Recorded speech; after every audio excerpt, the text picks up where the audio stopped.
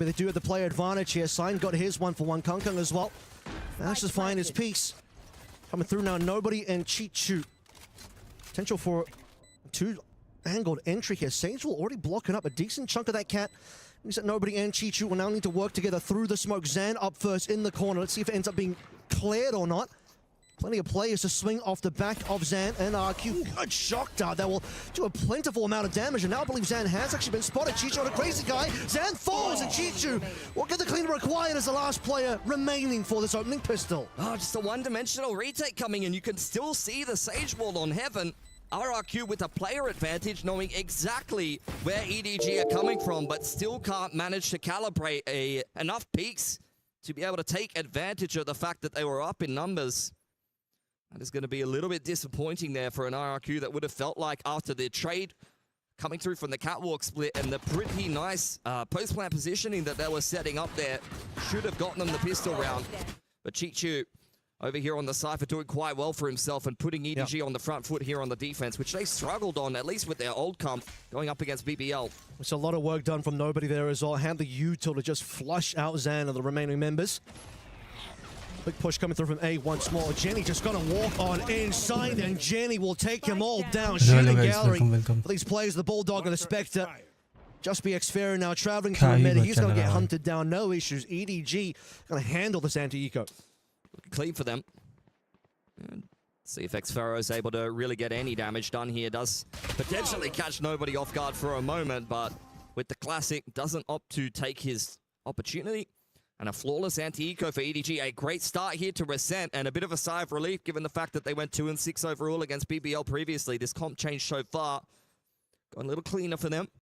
A little bit of a roll shuffle. How was that? Has been coming into this roster. He has been on the Phoenix already. Now he's switching on over to the Omen, so being quite flexible to try to fill wherever it's needed here for EDG. And it does seem like there's going to be some kind of B pressure here with the flash being prepped already by Jenny. It's kind of what you need to see coming through when you are basically the substitute here. And make it work for the rest of the team. Flash through to try and help. The first peek. DC. We'll clear that angle. I'm going to Paris. Nice. Kunka also just tucks himself away in cat. Let's go to Paris. We'll clear this one. Signed. Has a capability swing as well, but not going to be able to do so at the moment. Possible crossfire setup here. That's a decent paranoia that will be able to help EDG, but no responsive kills. Sign going to TP away. That's where Jebkin does his best work. Just taking his time, clearing out all the angles, taking the tools at his own pace, and now RRQ going to pick up theirs as they walk off top middle and start to pick up pace into the B side. Diving in is Chichu and Nobody, but they're not quite comfortable just yet.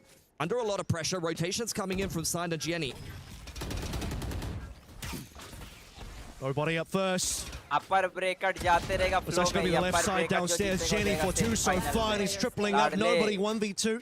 Still on the site, still alive. Got a good gun in hand, but Cushy's got a better one in terms of his shots. Let's go. Bounce back, RRQ. EDG versus Stuff just putting pressure on Catwalk, straight into the mid to B. Worked a treat for them, but I don't think EDG is going to be too unhappy given how much damage they were able to do. Jenny in particular, under our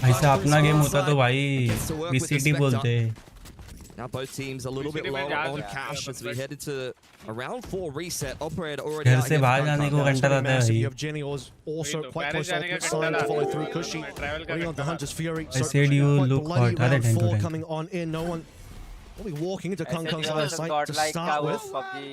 And an early Hunter's Fury that will just be ripped straight away. Jemkins found the entry in middle onto Nobody. It was all just A pressure for RRQ. They were never intending on actually committing in through to that execute. They were really just trying to draw out a reaction for EDG, and that's exactly what they got. Util on to B for the time being. Happy to play retake there. Kung fills the hole in mid. No one crossing that moment. तू कैसे देख रहा है फिर? Tucked away in towards tiles.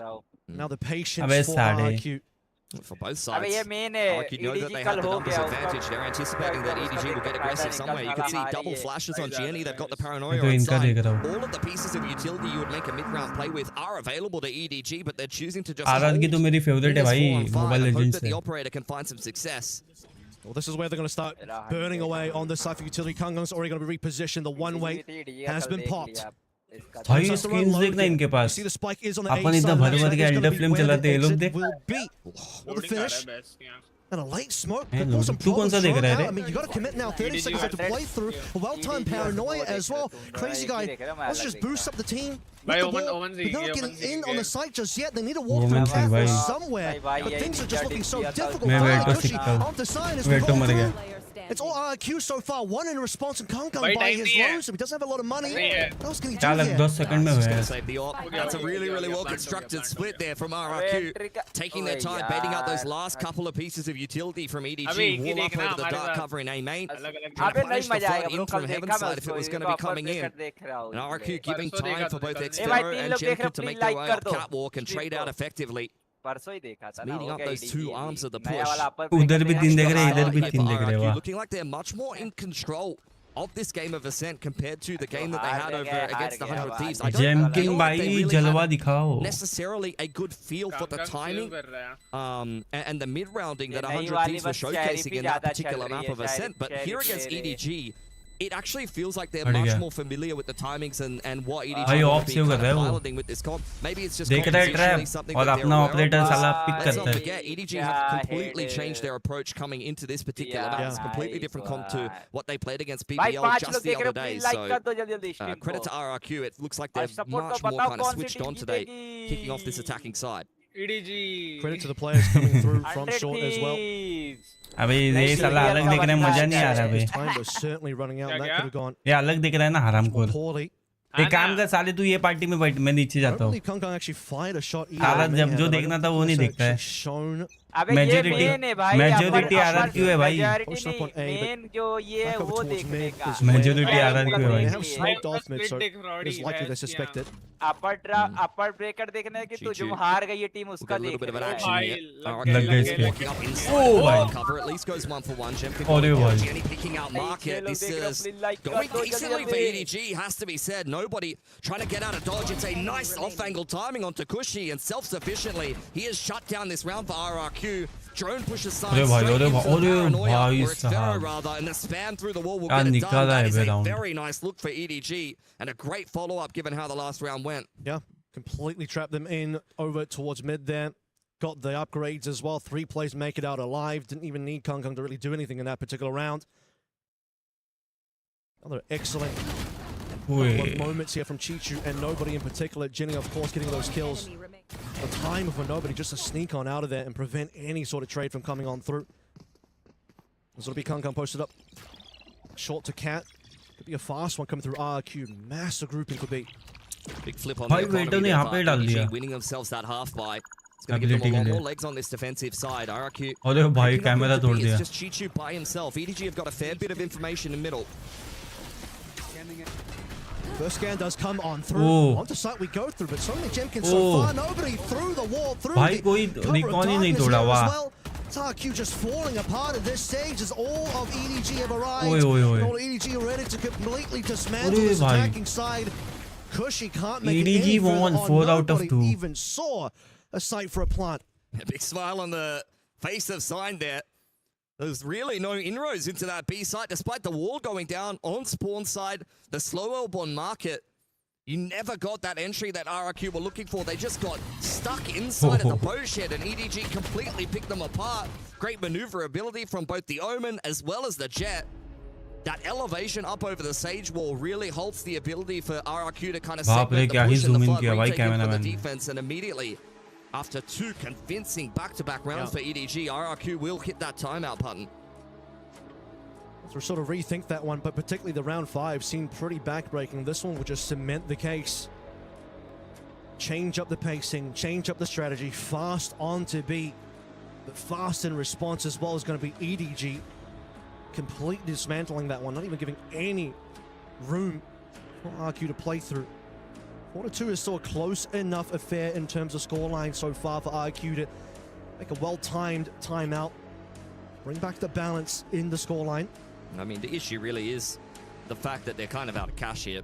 And with such a clean round from EDG, after a half-buy upset win, their economy will really be skyrocketing at this point. The objective moves from being competitive in the opening couple of rounds on your attacking side and maybe trying to reset the defense to just how many rounds can we try to chip in here? Because EDG are really starting to get on a bit of a roll, and it was a similar kind of thing between RRQ and 100 Thieves. It was a competitive first couple of rounds, but once the kind of landslide of rounds started to come through from 100 Thieves on the defense, RRQ started to very much fall apart.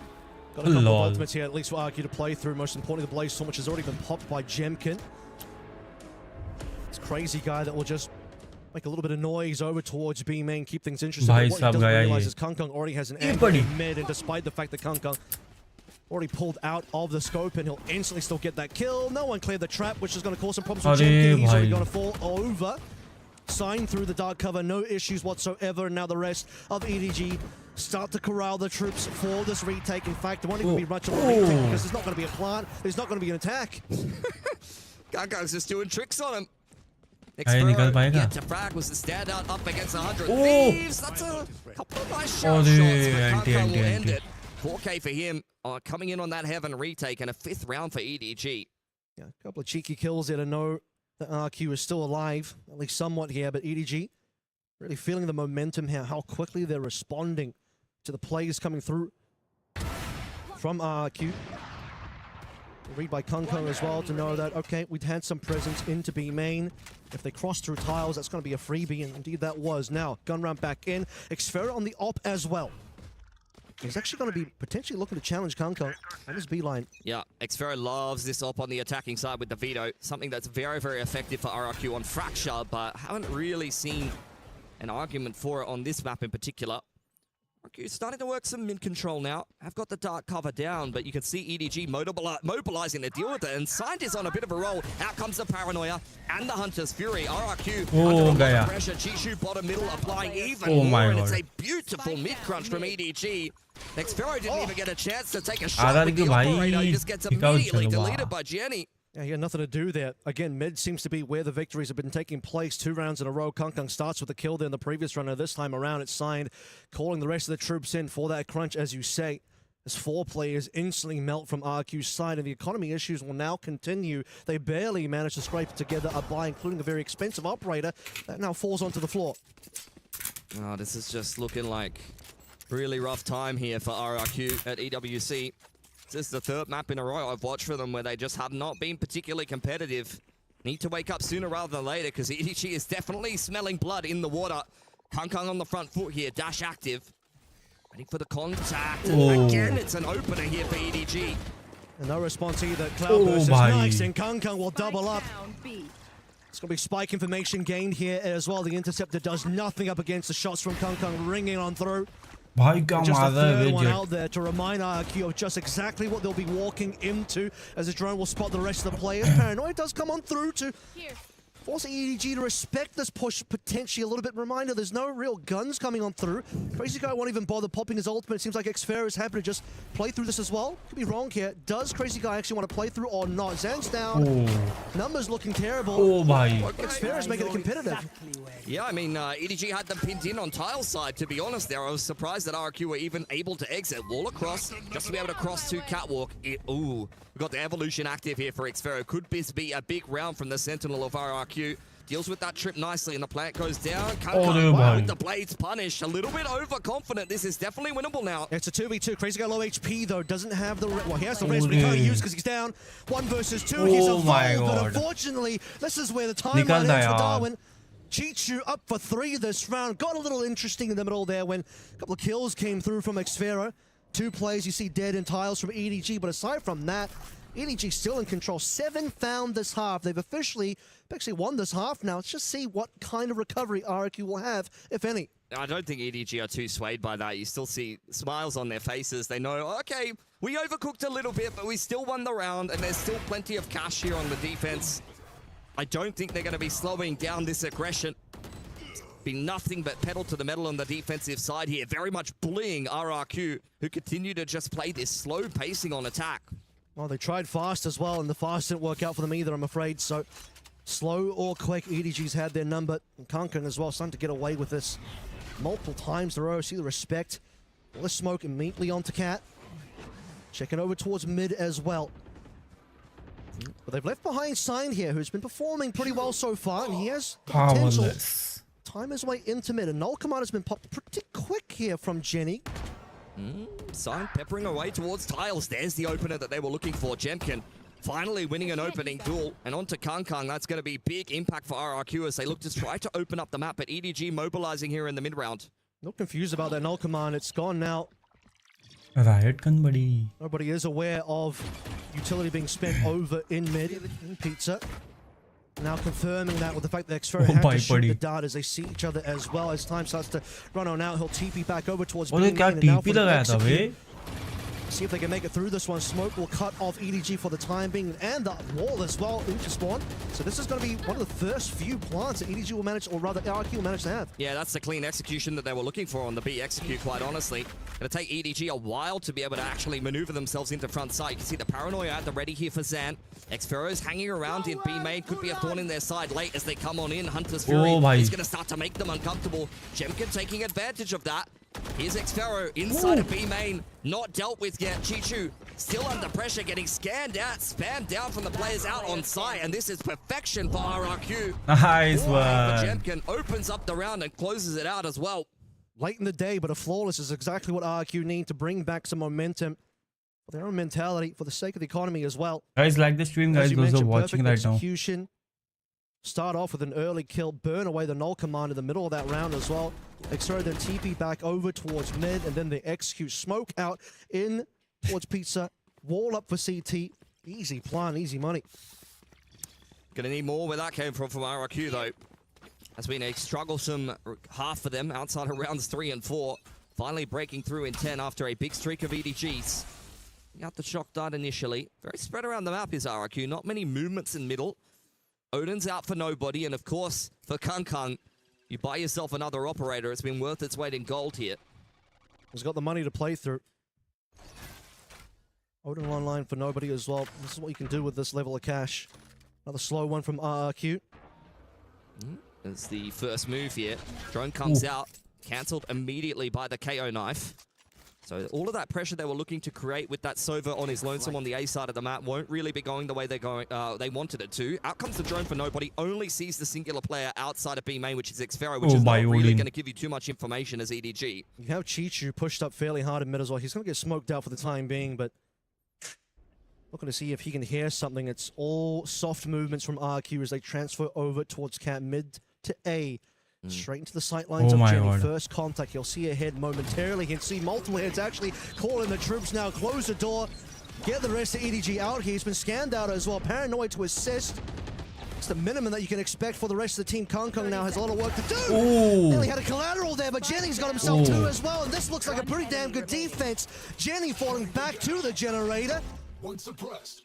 And the last player for Xferro caught out by the KO knife, and so little he can do here up against 3. 10 seconds, he's cooked. Quite honestly, playing for exits. 10 seconds left. Maybe a few more points towards his ultimate here, but with only 5 seconds, no time to plant. Jenny, battered and bruised on the backside of Chen, is probably the only player he's going to be able to take here with him here.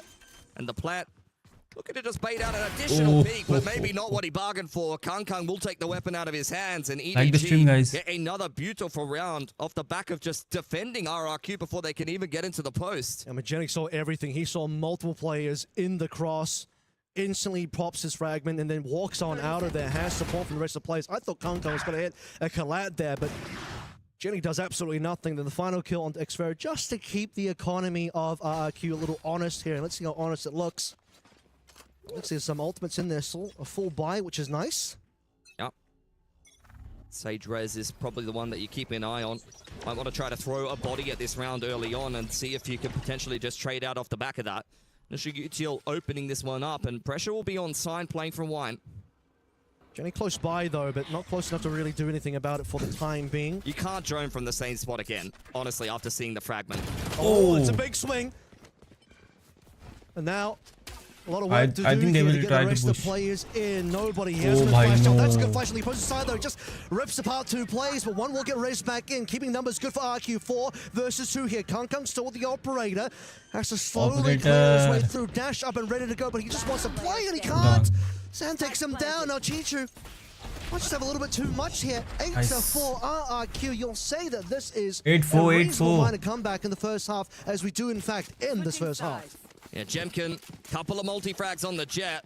That is the difference maker here for RRQ, who's a little bit too quiet, a little bit too average against 100 Thieves. Not a poor performance, but it never is for Jemkin. You know, his bad game is probably just going dead even. But you saw what level of impact he can bring on that attacking side in that half alone. A 3K and a 4K in 2 rounds that were picked up by RRQ. It's been good for at least half of them there. अबे मेरा AFK में घुस गया रे, पता नहीं, मैंने सिर्फ म्यूट रखा था. Showing from EDG as we expected. Importantly as well, just because I know he will be the player that we will look at in terms of his own personal performance. But when you are the sub coming in, when you are the coach sub as well, eyes will be on you if the team performs poorly. But honestly, his stat line, his impact in this game was honestly quite high for Sign. I've been telling everybody, like, you know, most people who have an assistant coach coming in, you'd be really asking some questions. Like, honestly, this guy's not going to do anything. But Sign has plenty of playing experience. I've seen him play very well against some of the best teams in the world in scrims over at boot camps and things like that. Actual scrim god. Yeah, bit of a scrim god sometimes. So, you know, I know mechanically he can hang with the best. It's just really a case of whether he's able to do that at the highest level of competition in an official. हाँ, उससे browser से करते हैं ना, वो वाले नहीं होता वो load Beed. I will not confirm that. Brave रे. He has played pretty good. And I'm a big believer in Sign. I think he's been a pretty solid player for quite a while. And clearly EDG have seen something at least in his read on the game. But even in the server, not doing too well for himself. I mean, भाई वही तो वही दिखा रहा है अभी. But I think, you know, just भाई वो क्या ऑफ कर रहा है बे EDG का. I don't think he's underwhelmed for EDG. Even in their loss, he wasn't necessarily the poorest performer. And he's had to play a bunch of different roles. They've been chucking him on the bloody Phoenix like he's not a duelist player. Yeah. He flexed a little bit for me when he was on Dire Walls. He's mostly been an info init player and then Odin चला रे भाई, अपने time Odin चला दे तो क्या होता है? So he is that patented flex player. Here he needs to just allow the rest of EDG to play what they're comfortable and what they're going to be good at. Speaking of that, Kung has certainly shown that 9 and 5, plenty of operator kills as well, completely dominating on that weapon as we have the swap sides here. EDG on the attack side, RRQ still looking to really pick themselves up some rounds to close the gap. Double cloud burst and some armor here. Kung definitely wants to be the player to be able to create space on the entry for EDG. Crazy guy on the line, spotting out this push. The wall is a little late. Kung's in front of it. That's a nice entry for EDG. It's very now under pressure. Pushed out by the dart. That is a nightmare scenario for RRQ. Just 2 for nothing there. You beat the timing on the wall as well if you're Kung, and now the plant comes on through easily. Kung already made his way in towards heaven. RRQ honestly have no idea, and as nobody falls, the information goes over. अबे वो तो classic चला रे भाई. और अपन यहाँ पे क्या यूज करते हैं उसमें. Which is going to be interesting, but Kung with a massive backstab. Not ready for that one. Jemkin, and it'll be cleaned up by Kung as well. Yet another 4K from the highlight machine. एक कल कौन जीता था रे इसमें? ये जीती थी ना? EDG जीती थी क्या कल? I watched Crazy Guy have someone in the अच्छा तो RRQ के साथ है आज. Cat when he was holding the wall out and try to shoot him on an eco, and that's happened exactly the same way here in the very next game. At some point you have to hold your hands up and start to scratch your head a little bit and go, that's not ideal. We should really be tightening that up a bit. जैसे pics लिया मेरे को नहीं लगता होएगा. So we've been there, done that for RRQ, unfortunately. Do be crazy out there for Crazy Guy. दो sentinel है भाई. Up to a nice and early blade storm. Would love to find a pick here, and he's got it. इससे क्या सबक मिलता है? Drone into B main. इस and में 2 सेंटिनल मत करो. In reply here for Crazy Guy, who swings out, trying to you know, bark as loud as he can. Down he goes to Kung, who continues to get closer and closer to his knives. I imagine they're probably even just given the plant here. में थोड़ा सी. Allow him to enter if he dies. अरे भाई क्या ही घुस गया वो. Behind boxes, no one in boats either. Straight through. He's going to go straight in towards. अपने दोस्तों की HP कम कर रहे लोग. RRQ are not Teammates की. Not much to do here for RRQ. Got to once again try to dig themselves out of a poor situation. They've had really rough starts in both of these games here at EWC. अरे भाई full RNG Spectres running havoc. Off angle for Jemkin will be back by Zan. I don't even know if they're going to get a single भाई, kill. A couple RNG of armors बनते हैं। broken, but a flawless anti-eco for EDG. Expect the Jemkin to maybe at least get that one out of Jenny, but not going to be अबे वो the beach case. में क्या रखा है रे Hi, Jedi bhai, Here we what's are. your You source cannot of pick a set earning, into bro? two ये teams देखो at an बाजू में international office and का get काम rolled चालू both है। times. Like, it just can't. मतलब I shift think for खत्म just होने not वाला gonna है, go well for you. बहुत They बड़ी saw गलती EDG है, lose office Ascent. खत्म They होने kind of वाला feel like maybe we did better in our Ascent game than they did, and also EDG typically don't play this map that often in terms of their bans. Well, they figured out that EDG just needed to make a bit of an adjustment to their lineup here. है। तीन लोग एक पे Suddenly push we're कर off to रहे the हैं, races. आ Jedi bhai, As क्यों someone आए हो? once said, Like it's कर Kung देना। Kong's world, and we're just living in it. RRQ is certainly feeling the results of that. First gun round for them though, and it's not a particularly threatening looking bonus on the side of अबे वो EDG. I देख guess रहा the है वे। blade storm is probably something you're concerned about. The single rifle on side. Here's the wall inside of B main. Nobody knows that crazy guy may be playing on top of that, but EDG starting to chip away now. Professionally. Bro, मैं तो सब field में professional रहता हूँ। Door closed. अबे वो खुद ने बंद कर दिया बे She's दरवाजा feeling the pressure here. Game को छोड़ के सब पे प्रोफेशनल रहता हूँ। A quick TP available for Xfera as well to get onto that side of the map. That side being B is where this is likely to end with the shift over of the spike. Look how far back Kushi is playing as well. Yeah, it's retake. He's holding his dart and his drone to try to spam them as they come on in. We've seen this sack-heavy playstyle for RRQ against 100 Thieves not go well for them. Jemkin's been dropped off on Wine. Rotation's coming across from Crazy Guy, but really they're just trying to look to pick the numbers here of EDG as they make their way up middle and the chokehold is activated. Okay, well that's going to be the first little bit of information here, but like you said, they're just going to play for the Oh, retake. yeah, Most boy. likely smoked out is going to be CT, which means no further impact here. Nobody on site. No Direct was the under. issues for EDG in the last moments to try and get this plant, which they will do. And even through the smoke here, Crazy Guy's just going to fall off. Rotation अच्छा है यार RRQ का देखा जाए तो Chichu, where are you off to, mate? I cannot believe that he's Arey picked up bhai. that pick onto Xfero. Jemkin and nobody going 1-for-1 in the meantime. It's a two-man advantage here for Yeah, EDG, who is looking to run away with the bonus and the rest of Ascent with it. Once this round is done, you feel like RRQ's run on this map is also going to be done. Kushi dropping off on 9 HP. They just have to save the weapons here. It's their first gun round of the half. Got to do what they can to maintain some available economy. But for EDG, just too easy. They walked into essentially a free site. Yeah. And then Chichu with the wherewithal, the insane confidence and ego to just walk into market. He gets a kill as well. Jemkin looking for some exits. But I don't think he's going to be given any. Remember, guys, EDG walk into this bonus round with one rifle and they walk out with 4. The amount of economy that they're going to have on this attacking side when they're up 11-4 is going to be ridiculous. A timeout.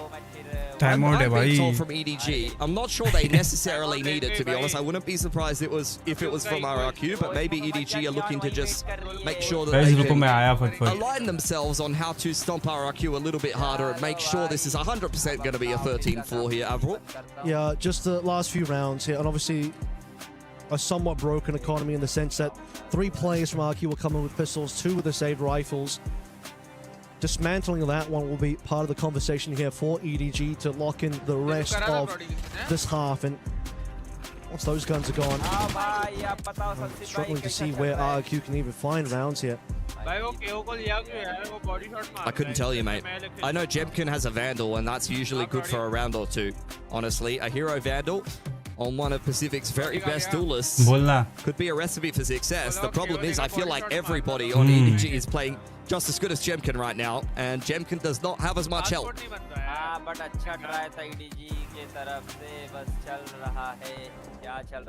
Here we go. 2 more rounds there for EDG. Plenty of time for them to discuss how they can keep this half flawless. They've already got the first 3. That will be a blowout 13-4 victory if this goes the way we think it might just. But there's a little bit of a buy-up here. In fact, it's going to be a 0 out in the economy. But RRQ, they'll go all in on this round. They want to make sure EDG are kept well and far away from that 12 as long as possible. I mean, they just have to get some rounds at the end of the day. KO Knife will scan the fact that Sage is over towards B main. They know the Sova's at market. Is she well aware that this is a slower looking default? from EDG so far. Double setup on Catwalk. This is where RRQ really want to contest EDG, but they can't overcook this one. Kang is primed. क्या लगता है trap? Backed up by Jenny as well, and you see the scientist still in top mid. भाई कैसे जा रहे थे? Make his way down, Cat. Looking like mid to A for the time being, but they'll eventually walk into this double setup. Jemkin up first. You said he'd always be good with the hero rifle. He's got a little bit of help with Xfera on the sidelines. He'll be able to make his way out of there, but still flashed up. Jenny doesn't know where he is, though. Jenny goes down here. Chichu and Nobody still sharp there on site as well. Just the two of those players holding it strong, anchoring on B. It's enough. I mean, that's the perfect setup for RRQ. Quite honestly, and that's exactly how you would want that round to go. Jemkin takes first contact, Xfera has it covered, then you get what is essentially a bit of a mess. Jenny bursting through, they know it's the KO on Catwalk there, no one's really playing anti-flash well enough with the cloud burst down. You should not be getting caught that hard by an underarm. And EDG, the rest of the players splitting through A main on a really nice timing. It's map point for them now, and it's looking like RRQ are about to get blown out on their map pick 2 times in a row here. Most likely on their way out of EWC. How did you get permission to watch party? I got EWC costumers permission, bro. Tell you what, RRQ at least got 10 rounds on this map against 100 Thieves. But up against EDG, it's looking a lot less than that. At least the first opening shot from Crazy Guy, this guarding of the Kang is pretty damn nice. Oh, bhai, this is the end. It's going to be a bit of a slowdown. EDG still want to walk on. Here we go, Jemkin. Over from Market alongside Crazy Guy in lane. That's what you want to see. Okay, it's not over yet. You can't force your way through a literal brick wall. You know, figuratively sometimes, but the Sage Wall is down there. And Jemkin, I mean, I don't know, I just filled the form and they just gave me the approval to do the watch party and all. And yeah, every time the EDG has gone into the arms of Jemkin, he's at least had some impact, if not one round. EWC 2026 Paris RRQ's got 5 rounds, no, 3 of those are Jemkin. Multi-frags on the attacking side, and a multi-frag between him and Crazy Guy there to shut down the B plate. Looked competitive in the first 4 rounds, but that's great. Thank you, slowly trying to find a little something here, build back some confidence in this map. भाई 12 पात से comeback होएगा तो मजा आ जाएगा. Move over with a 1 map loss. Jemkin wants to नहीं walk भाई up अभी and तो just मुश्किल है. The shot's found by Nobody. He disappears. The Sage is on the other side of the map. You can't get the res going, but Xfero trading things nicely. Neural Theft did come out just before Chichu went down there. Very tentative here. Kang waiting for an opportunity. TP away from Xfero. Hold on. Kang might have found a gap here, and Zan's gone down to the Hunter's Fury. A is completely open. RRQ looking for the res, but Kang's already on the flank. Yeah, I mean, Zan just, he gets scanned by the Neural Theft, obviously. Option to, and he stays there, gets killed by the Hunter's Fury, and now Sign just traveling his way through to spawn. Kang still catching stragglers on their way out from B. At least Crazy Guy and Cushy going to keep things competitive numbers. 2 versus 2. Pretty split as well. If you look at the minimap, everyone's in separate locations. Could be a couple of different isolated 1v1s here, and that one is going to be found by Nobody. Well, on to Crazy Guy. Has to put together a heroic 1-on-2. Open plan for EDG. Complete 180 crossfire between Heaven and A main. Even for the Beast to the East, I don't think that this is going to be good enough. Out comes the Dark. Oh my god. Gianni peaks on the perfect timing, and it's a stomp from EDG to open up this series. Oh my god. One cheeky little round at the end there for RRQ to keep things interesting, but otherwise we're back to scheduled business here. Back to scheduled programming for EDG. High expectations for this team, and they meet it on map 1. Couldn't agree with you more. Honestly, I'm just waiting for Bucket to get involved in the conversation. He's my favorite guy. And honestly, I think I'm a little bit disappointed. I know you're a big EDG nice fan, prediction. Though, EDG 67%. Yes, Nice. I was a big fan of what we saw early on in this one. Is Kankan the best player on this team right now, or is he the best player in the lobby, or are you giving it to Jemkin? He's basically the protagonist of Valorant at this stage. So Kang is like the guy.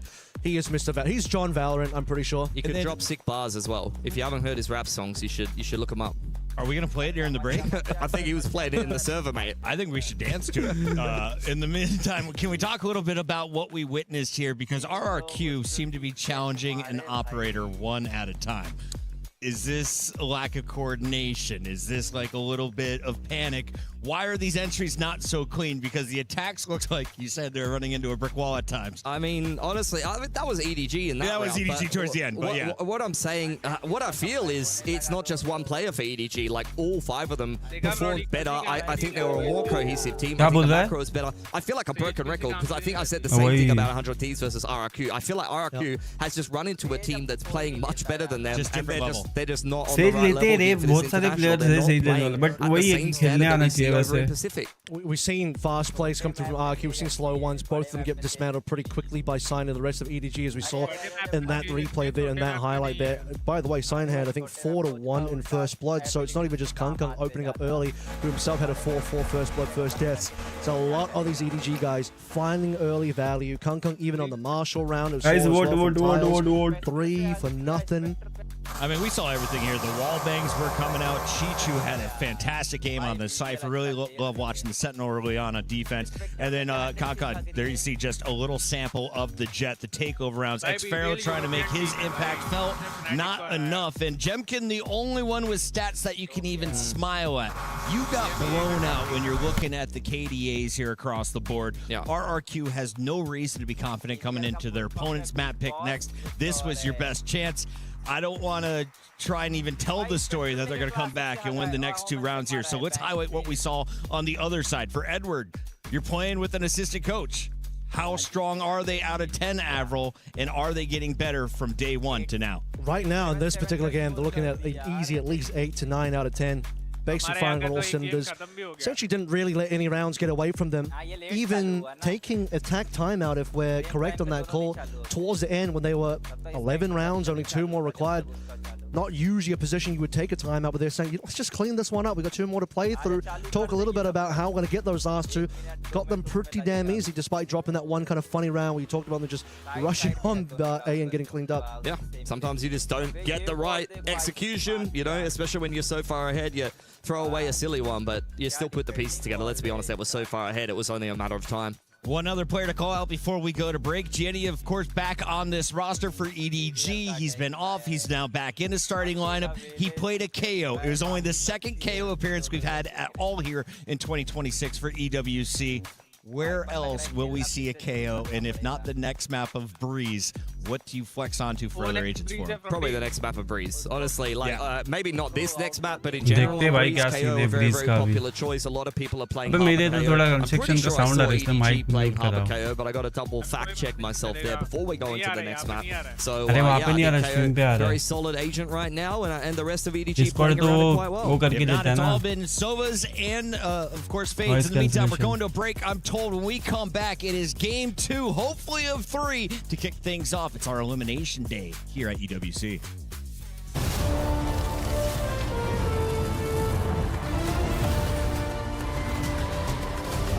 भाई क्या ही cinematic दिख रहा है रे अबे trap हरामखोर spraying दे दिया देखो आज कंटेंट चाहिए था मिल गया content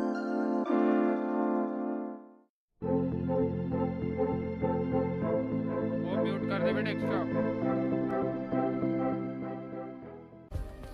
Play is in our DNA. क्या बोल रहा है Whenever we let it out, क्यों रे it becomes ours. क्या पता इसका कॉपीराइट आ जाए वो भी हो सकता है क्या पता पर वो लोग के उसके थ्रू हो रहा है ना वो तो पता नहीं ना ऐड है ना वो बट फिर भी मैं तो पूछ रहा था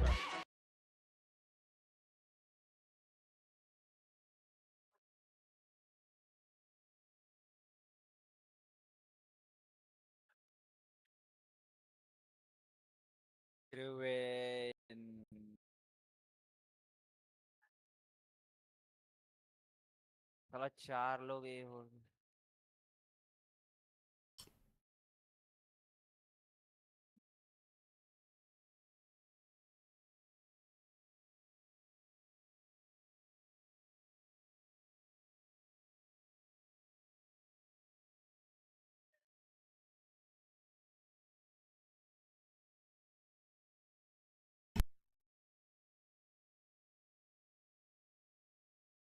भाई 100 थी कल भी ऐसी कमबैक किए थे आज भी किए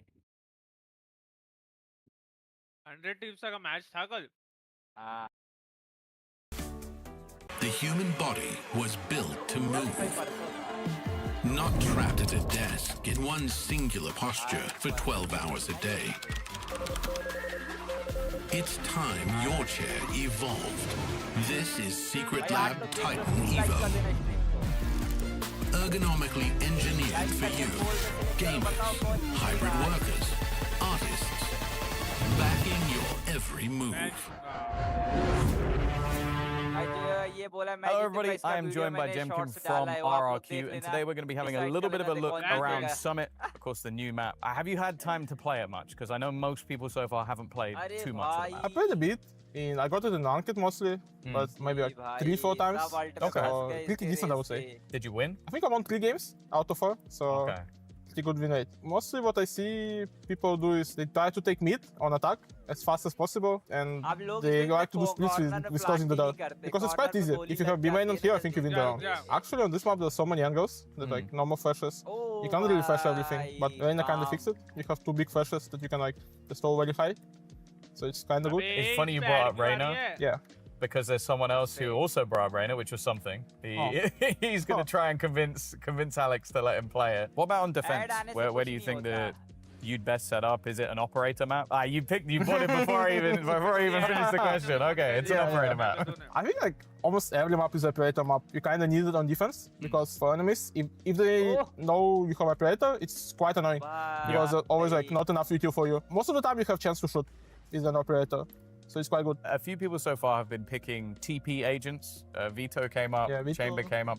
I'm curious about Yoru because I feel like on maps like Ascent, where you kind of have those fallback positions, people have been trying it.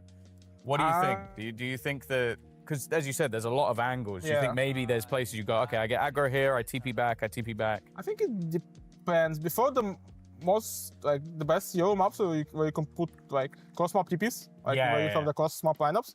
I mean, now it's obviously harder because they make it like 15 seconds. So I'm not sure. I don't know if one flash is going to be enough right now. It might be a bit hard. If you want to choose something with flashes, actually I would try Reina. I think it's quite decent on this map. You can see how big is the area. Like, you just have like one flash from coming out of a main.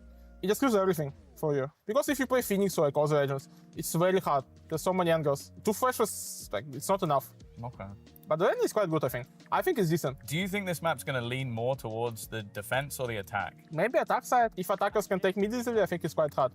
Because they have opportunities to like do B split, A split. There's so many ways to go. Thank you very much for joining me for this. That's another breakdown of Summit. We'll see you soon. Thank you.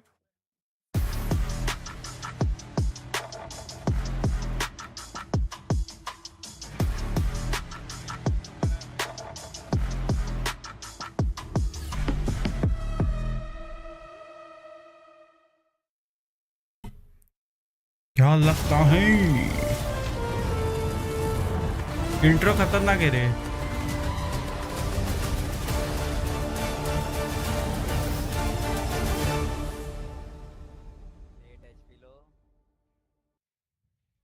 Welcome back. It is Elimination Day here at EWC 2026. We start with 16 squads, but at the end of tonight, we'll be sending our first 2 home. At the end of the weekend, we'll be down to our top 8, which we'll be playing in our playoff bracket. Before we get to that, though, we got to finish our first match on the day. It is RRQ going up against EDG, and Edward Gaming just took the first map convincingly.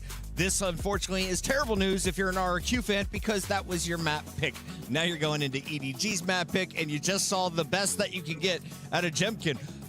And it's not enough to get you more than 6 rounds. So what do we do from here? We don't know. On the other side, EDG is just looking to finish as quickly as we can, right? Yeah, I mean, EDG are just outclassing them. As you would expect at an international event, this is the team that just went on a deep run in towards London. Maybe even could have beaten Paper X at times. That was a very, very close game indeed. They were one of the favorites to win that event, and RRQ are just not playing at the caliber that's needed to be competitive here. And especially on a map like we're about to go into, like Breeze, where historically EDG have done quite well on this map. They even beat Paper X in the last showing.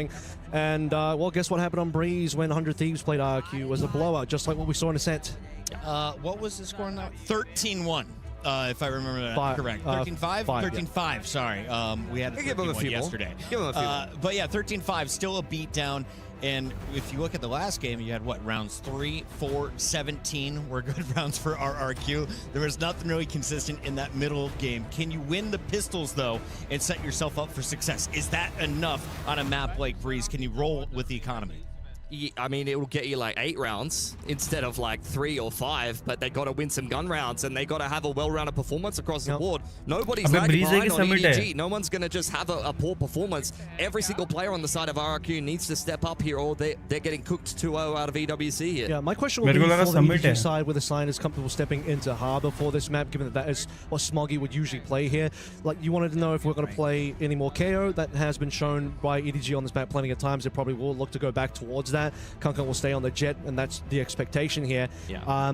How comfortable, how flexible is Sign going to end up being? Does he just slip straight into Smoggy's shoes here or what? He'll literally be fine on Harbor. Like, he's played a lot of Viper in the past. We just saw him on the Omen. Like, he knows what he's doing, and he's often going to be the player that's approaching a lot of the theory. And I think as the Harbor player, you need to know your theory, your retake theory, when to throw out the high tide timings. That's the most important. A lot of the time, Harbor players, they don't even shoot anyone. They don't even frag. Just throw the wall up at the right time, throw your curves down, and turtle. It's all about macro. That's 90% of the game. 22 assists. And press the buttons, bro. Just press your buttons and you're good, honestly. And then Sign can press his buttons. Let's take a look here at the agents. When they're ready, we'll be bringing them up. We have just a small delay here on the stage. So let's talk kind of comps here. Every time I've seen a team win on Breeze, there's been a Viper in the lineup, right? So do you play the Harbor and the Viper? Yeah, sometimes. I think it's pretty flexible with what you want to be bringing into it. I'm not sure if 100 Thieves played a Viper. I think they were playing solo Harbor, but Viper is very common, 100%. It is a staple on this map for sure. I think we're seeing a lot of flexibility with the comps right now. A lot of people are playing double duelers, some people are playing double controllers, some people playing double linear. I think really, Breeze is your oyster, and for EDG, I mean, stylistically, if we want to talk about the two teams, EDG are playing Harbor KO previously. This is a comp RRQ are very intimately familiar with. Not only they had to play against other teams, T1 in Pacific playing this comp, they used to play it themselves. Moniette used to be the player that piloted the Harbor, so they're going to know this comp inside and out, and the theory around it, they should be reasonably prepared here on Breeze, even if they don't have a good record on it. I've heard other people in Pacific say that their Breeze is a little bit underrated, so we just need to see a big step up on the international stage. You can talk all we want about map theory. I can tell you that RRQ are a fantastic team in Pacific, but if they keep playing like they have done so far, none of that matters here. Duelist expectations. I think we're going to see a jet on both sides. Will we see a double duelist? Are Neons coming out throughout this series? Yeah, RRQ, they just played Neon with Zan, It'll be a double duelist look here, and Zan is a player that, obviously, we talk about him being a rookie here. Probably, unfortunately, have to say that he had the worst performance on Ascent that we just had, so maybe a bit of a swap over towards, he's going to be the Neon, I believe, so Neon opportunity to help Jemkin out, because I think you said it already. Guys, like the stream, those are watching right now. Neon is his specialist agent. And make sure he's to been playing Neon for a long time. I remember even watching Zan in Tier 2 on Icebox, they would play Neon because he was that comfortable with it. No one plays Neon on Icebox. So this is an agent that he knows very well. He kind of goes in towards that smokes role quite often as well. That should be comfortable for him. No excuses for Zan, honestly. I think it's just the pressure of the international stage getting to him. I just looked back at the stage, and EDG had two players yawning at the same time. One of them starting to recline, so I have a feeling this game isn't kicking off anytime soon, unfortunately. When it does, we'll be bringing you all the action as we are on 2 streams today. Reminder, we also have our Alpha stream up and running, so open up both tabs, catch all of the Valorant action. Next week, we'll be down to just the main stream, of course, over on Alpha as we move to the STC Arena. We're backstage, though, today. They're building all around us, and as we wait for this match to kick off, let's take a moment and talk about some of the big orgs. This is, of course, going to play into the club championship for some of the teams. Is RRQ like a massive org? Do they have squads representing multiple titles, or is Valorant their best hope to earn points? I think they do have squads in other titles. I know they have an Apex team. I'm not sure if they qualified to EWC. They have a very big presence in Southeast Asia, so maybe some of the mobile games and things like that, we've seen RRQ kind of participating in that regard. I don't think Valorant is the only game that they necessarily need to perform in, but yeah, I'm hoping their other squads are good here, Puckett, given the position they're in. And then Edward Gaming just finished Legend top खेलते हैं. 3, but they had their full lineup. Now you're हाँ playing with Mobile the new Legend का भी Yeah, है. and EDG, I believe, will have plenty of teams here at the EWC. They're one of the huge orgs from China, so they should have plenty of नहीं, EDG representation. भी है They Mobile usually play in Legend all the में. big games.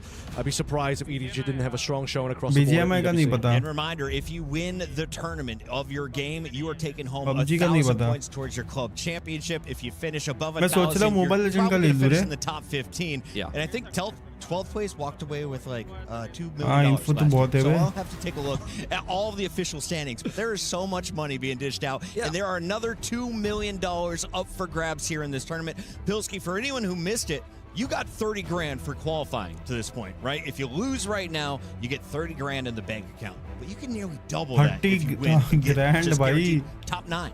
Yeah, I mean, obviously that's great. At the end of the day, though, $30,000 these teams really want to make it further. I think the storylines that prevail, RRQ, even if they walk away with 30 grand here, if they get 0-4 to open up this tournament, $30,000 बहुत हुआ बे. $1,000 ही 1 लाख होता है.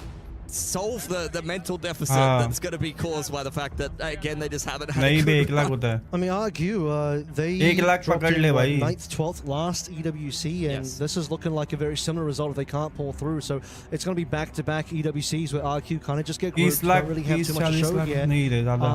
And for EDG, I mean, they just came third in the most recent Masters. I mean, they got grouped EWC last year as well. Yeah, unfortunately. but unfortunately, they come with a little bit more strength given the 10 lakh he recent पकड़े, showings. 9 Yeah, lakh okay, के there's a bit of a पकड़ lineup change, but EDG this year so far, coming off that win in top 3 in Masters, has to have a little bit more going for them. We got a little bit of time to take a look at वो our लोग के लिए players. 30 About lakh ही 3 होगा more वो. minutes on the tech clock before we jump into this game. So kind of highlight these roles for me. If I'm coming from another game, I'm not used to Valorant. What are यार my कुछ अच्छा भी करे, obligations Harbor भी on the देखने team? मजा Let's आएगा. start with the strategist.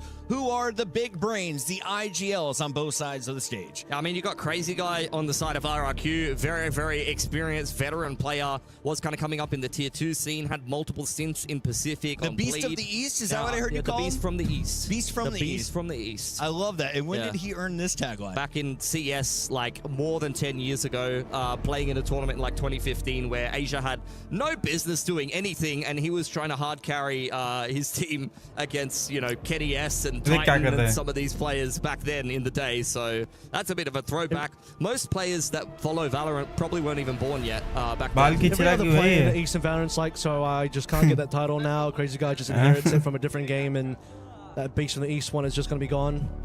And Texture's like, why can't I be the Beast from the East? we saw Jemkin. There he is, and he had an excellent piece breaking down how to set up your jet on Summit. Talk to me a little bit about why you're seeing Russians so involved in the Pacific scene. You were kind of explaining to me off camera. For anyone who isn't used to the global scene of Valorant, how did Jemkin end up on this lineup?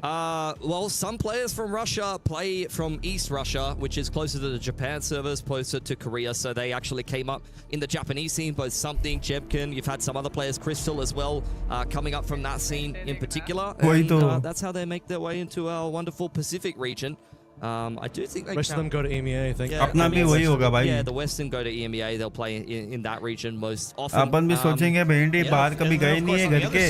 We've got EDG, जाएंगे तो ऐसे ही दिखेंगे. in China, the best squad. They came out here, qualified after stage 1. What are the expectations for them here at उसको तो एक को तो नींद आ रही thoughts होगी. on their performance so far? I don't think they expected to lose that opening round. Yeah, I think the first one's going to be hard because that's भाई the पूरा very टाइम first ऐसे game बैठना you're मतलब gonna be खाने doing का काम without है Smoggy for a bit, and with an assistant coach in, trying to भाई. discover yourself a little bit more. Obviously, coming to this game, you already see the adjustments, changing और the ऊपर से वो composition लोग onto कितने Ascent, घंटे खेलते putting हुए players दिन का. back on their comfort zone agents already.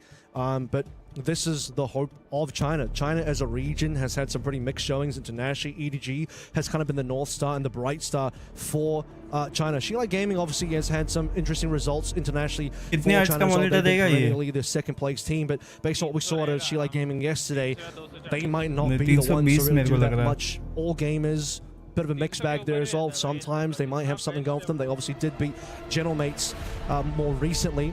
But so far this event, they've struggled as well. So it still falls back to EDG to carry the torch. All right, looks like we may have our agent select loading up here in just a few moments. Pilsky, as we take a look, RRQ has pushed this to a game 3. Does Cushy go back to the solo? What's your expectation as we It's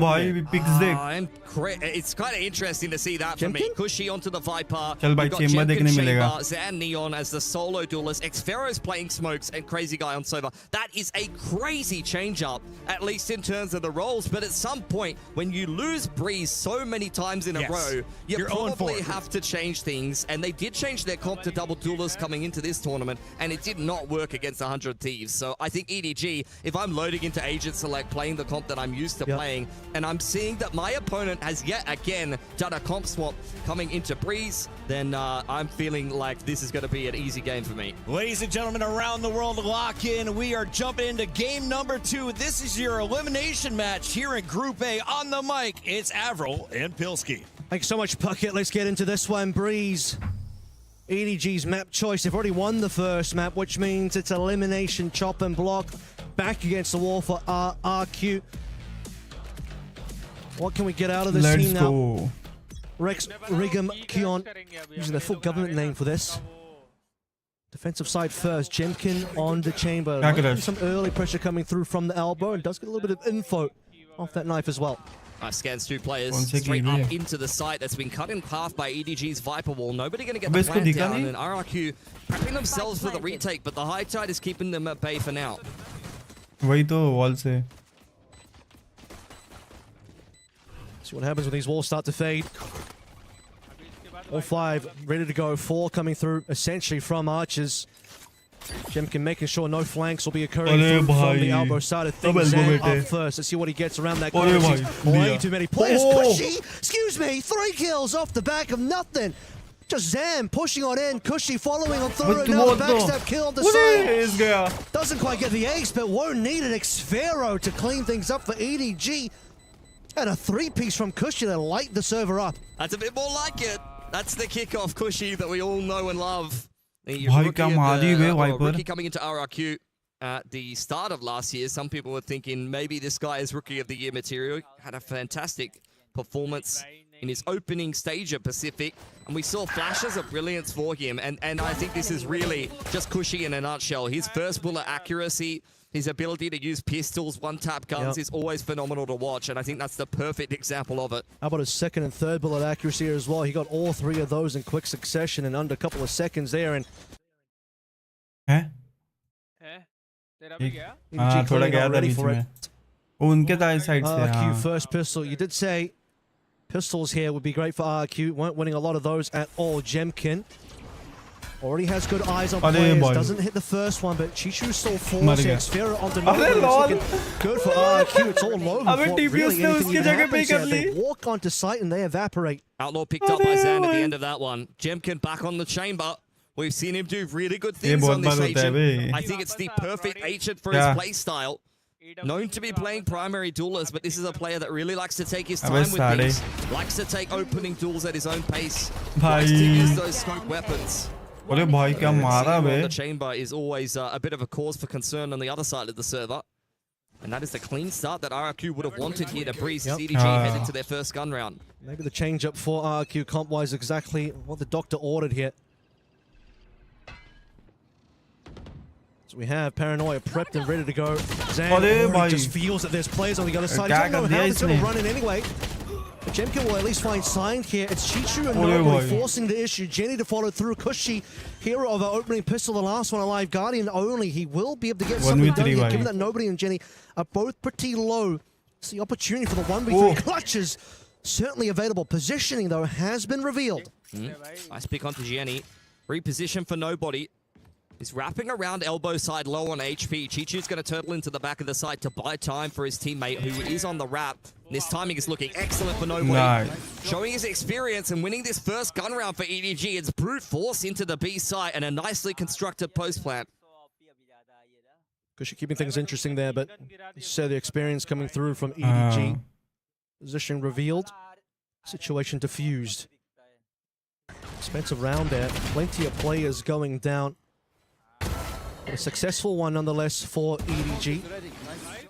Let's take a look at where we find ourselves economy-wise heading into the next one here. Totally fine. screen पे आती है ना. Pop out for Jemkin. Going to be posted up towards this B side of the map. He's इसलिए operator भी वो solely use playing the off angle up on top of the wall there. So he wants to try to get a little bit of an angle from up on high, or maybe try to take first contact here. Hand in hand with Cushy to try to hold down this B pop from EDG. Deploying drone. That's going to be drone first. High tides out. You know that's time for go for EDG. Sign leading the way here with the utility. Jemkin looking for targets. Doesn't quite connect. He's out of there at least. वही तो Sticking around too long. In fact, that's actually through the wall, if I'm not mistaken. Just full spam from Kung. That is a bit unreasonable for RRQ, trying to prep themselves for a 5-on-5 retake. Drone going forward here from Crazy Guy. Crazy Guy and the rest of the team all stacked up through arches. देख मैं तेरे को बोलूँगा मेरे It's Kung that has a nice angle. He's going to cloud burst himself just to hide away from अरे यार ये क्या हो गया? the time being. Zan popping on through, but he doesn't get the shot. P now with the operator in hand. Jemkin doesn't want to risk it. Both these players who end up backing on out. EDG with 4 alive, make it out with the next round. They don't even need to use the Hunter's Fury. Oh my god! Oh my, yeah. That is on the other side of the wall in spawn side, by the way. The fragments and nest catches Crazy Guy just to the bottom left of Jemkin's screen. I mean, look at that. That is disgusting, man. Not even what Gianni was looking for, but Crazy Guy gets wrecked nonetheless. Holding on to his operator here is the only good news for RRQ. Their money is a little bit broken now. Yeah, that is a rough death to come on through from. Bro didn't even I need to see a replay of that. Man. Let's take a look at this one more time. Look at Crazy Guy. He just does not see it coming. He's like, how the hell that? Why would you? All right. Time for a force around the operator. It's really just going to be kind of follow the Pied Piper for RRQ, and EDG once again choosing the right side of the map to be battering down, leading on in with the drone. Of course, if RRQ, then they want to set up the trap over towards A shops. It's not going to be the case. That bad news delivered here as Cushy just has to play for retake. Flies on through. Looks we're going to come through mid. Multi-angle approach. See if Crazy Guy's flank can get something done here. Make sure that doesn't really allow anything to occur for RRQ. Otherwise, potentially playing for exits here as well. Yeah, there's really not much they can do here. I mean, if Cushy makes it onto the site, then maybe there's a pit after plan on the cards, but with time ticking off the spike, I don't know how that's going to go for them. Oh my god, you could have put your house on Crazy Guy getting that pit. And you would have lost your house. And nobody, only going 1 for 1. It's a complete cleanup for EDG. Nicely navigated in the post, but honestly, I thought RRQ was going to get a little bit more damage done. They only got 1 pick. Jenny with a jump scare there. Like, oh, okay, player just dropping to the left of me. Fortunately, one of those cases where you gambled over towards the wrong side of the map on A, and then suddenly it's all B again. Cushy's like, yeah, you can only really pray for some good trades to come on through. So operator will be the only thing still in the hands of Jemkin as a rebuy, I'm pretty sure. He just lost a bunch of money there. Game has not gone away from RRQ, but again, they're the ones that really need to be locked in for this particular map. EDG have really been conditioning B, so they're just going to contact their way into the A side. Cushy and Jemkin retake once again, as the drone and the null command going to lead the charge here for EDG. Should be a pretty easy A side after plan. You get another 5-on-5 retake. Wait, no issues. Multiple 5-on-5 retakes. Jemkin's not happy about the fact that he just doesn't quite get... Okay, maybe not. He's not happy about the fact that he's Kung Kung now. I want to say he's not getting these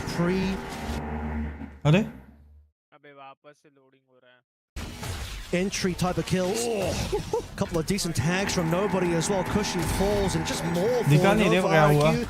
They're not getting anything in response here. 2 versus 4. Now Jemkin has to start thinking about saving again. It's very well on the way out, traded quickly by Chichu, who's on the warpath. Jemkin doing his best to hold on to the operator, secures the 2-4, so we'll have one regardless of how the outcome of this peak comes through. GG movements for nobody. Signed from up on high. A lot of angles to deal with here. So far, Jemkin passing the test, but that's a little bit too much for him. And nobody removing the operator from RRQ's hands. Gonna have to burn that ultimate into the next if you want access to one. They're gonna have to for more than that, because you have to look at the economy being potentially broken here. It was a big buy-up coming through RRQ. And that first kill to Kung Kung was basically the only moment of success coming through for RRQ's entire retake scenario. Timeout. RRQ once again. It's the same story here. मेरा तो भाई वो PRX के time होता था वैसे. A couple of rounds, and then it really feels like the other team starts to pick up a lot of momentum and starts winning rounds more and more effortlessly. A lot of kind of easier rounds for EDG.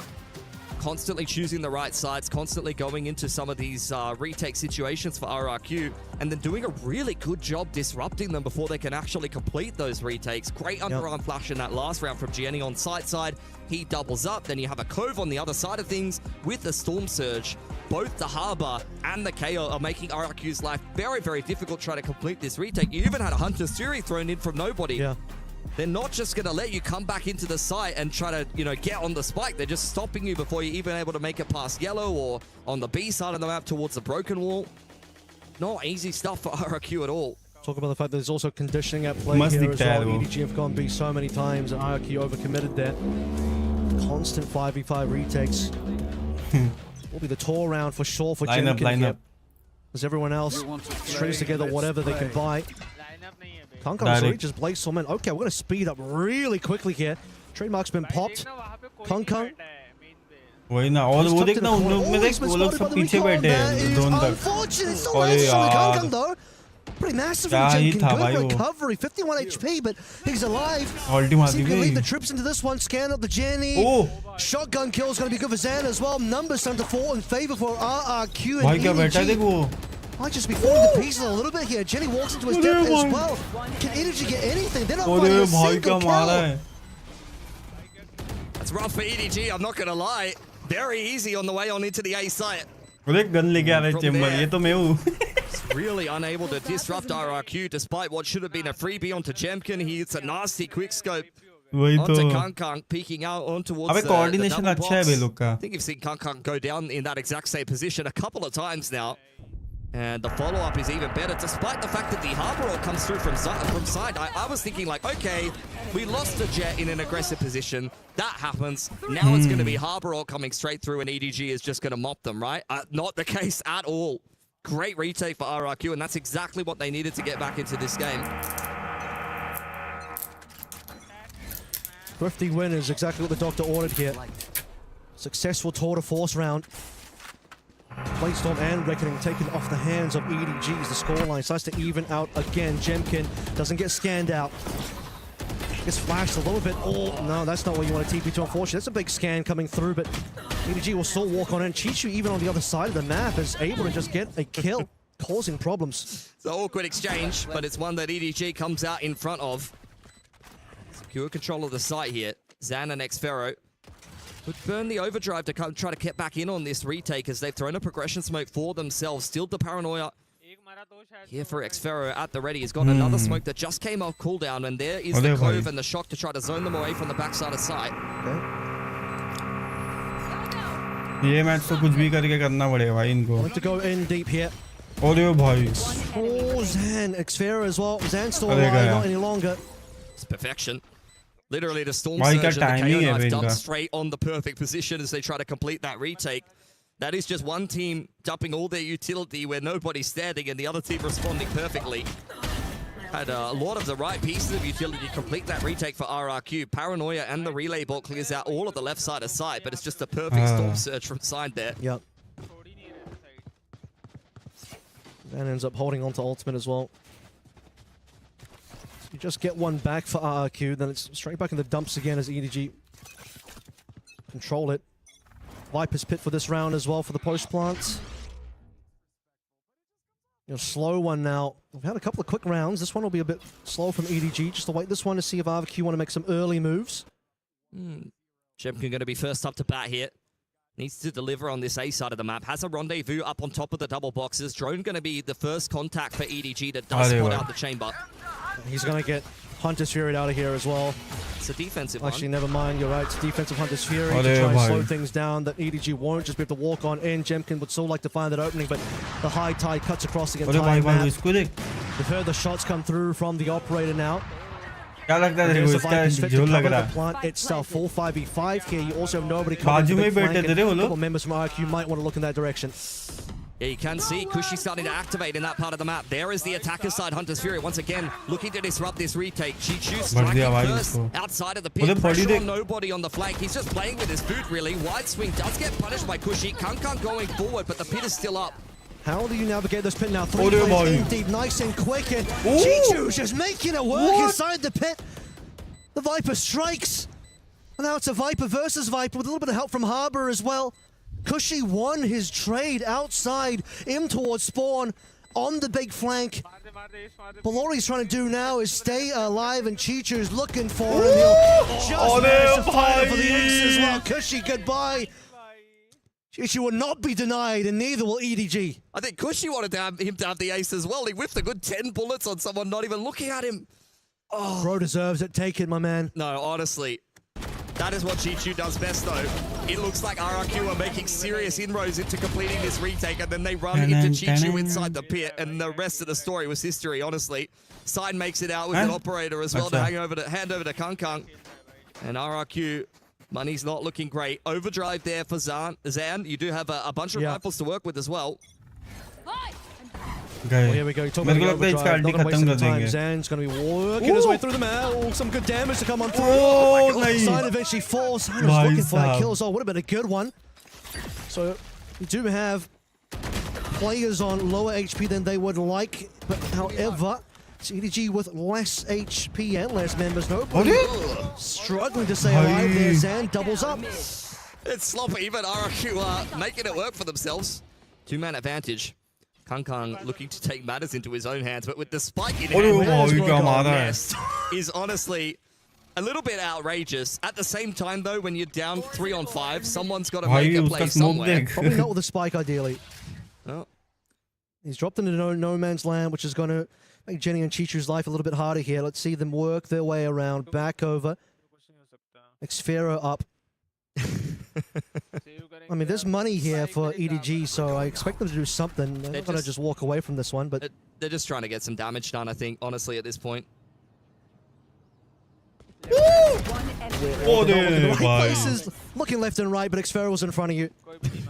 There was one correct answer out of 3 possible options there, and they both picked the wrong one, but it is what it is. I mean, that was a round of all time, honestly. I'm watching RRQ whiffing multiple times, but still getting 2 opening picks. Then Kung. That kills. I mean, look, I don't even... You can't question Kung, all right? He is the protagonist. You even said it yourself. Protagonists lose sometimes. Act 2s usually end up pretty bad for them. Yeah. नहीं वो तो उसके teammates के लिए और sorry वो उसके इसके लिए वो जो call सुनते हैं ना खुद से. There you go, null command and the drone to kick this one off. Straight in towards the B side. Xfero and Zan are hanging around in this neck of the woods. There's the dash on in. Kung takes a little bit of damage, but once again, another 5v5 retake. Yeah, it's just going to be a slow one coming through RRQ. Round up here. Plant's going to be easy. No real ultimate to speak of here as well. It's going to be super relevant. Here we go, fast lane, following through the drone as well. Opportunity now, Zan leading the way. The same peak he's done before. This peak ended up winning them the pistol, and Jemkin says, let's do that one more time. Repeat that level of success. 3 versus 2. Sign will even up the numbers a little bit more, but Jemkin's on a bit of a roll now. Just nobody off sight. Double shocks available, but he's going to get close. Jemkin will quadruple up and shut down nobody's opportunity to clutch it. That's about as close as it gets. 11 HP on Jemkin. A very committed one-and-done angle there for nobody. You got to respect it in the 1-on-2. Could definitely be jiggling and doing all kinds of shock bolt lineups, but at the end of the day, RRQ able to scrape their way through that one. Jemkin right in the middle of the pack on the retakes is exactly where you want him to be. And a much, much closer game here. RRQ now actually starting to show why they have a little bit of chops on Breeze. The record is abysmal. I cannot argue with that, but I'm telling you guys, they are better than that. And I think they're starting to show it. Well, RRQ certainly have a better run of this map than they did against 100 Thieves, and Jemkin's making sure that's going to be the case. You wanted him to be a hero. He's going to be that hero. First shot. Oh, it's going to be a whiff. Hong Kong's happy to have his life available. Zan sliding through the easy one around. Jemkin as well to side. Perfect. This attack has fallen apart nice and quick. Spike's gone, and nobody will at least try to do something here. Chichu saw as an opportunity, but that opportunity is starting to fade quickly. He's only got a Guardian. Yeah, free pushy. But now RRQ well aware of where he's heading in from.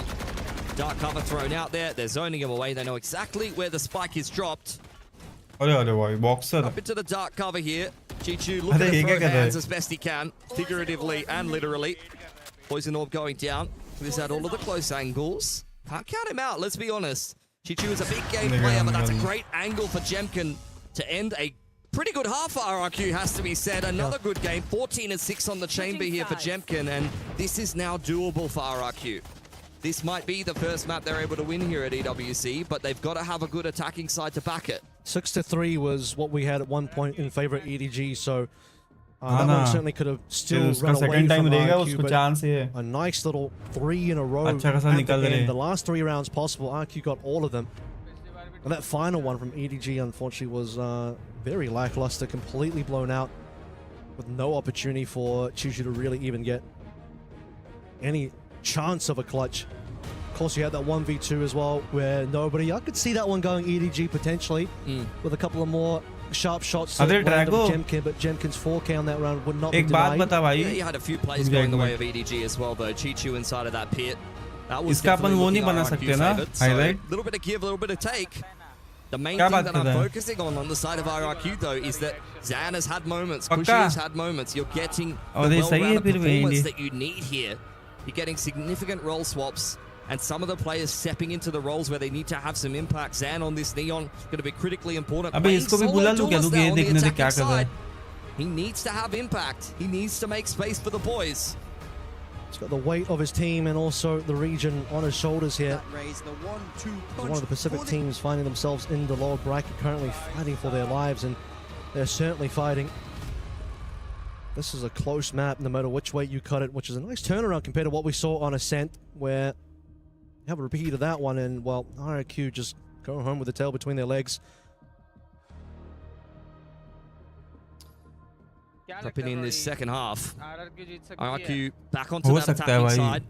This is where you're going to need to have a good game plan. This is the third map of Breeze in the last 3 where they've played a different comp. They were on the KO Harbor before, coming into EWC against 100 Thieves. Tried that double duelist, that did not work.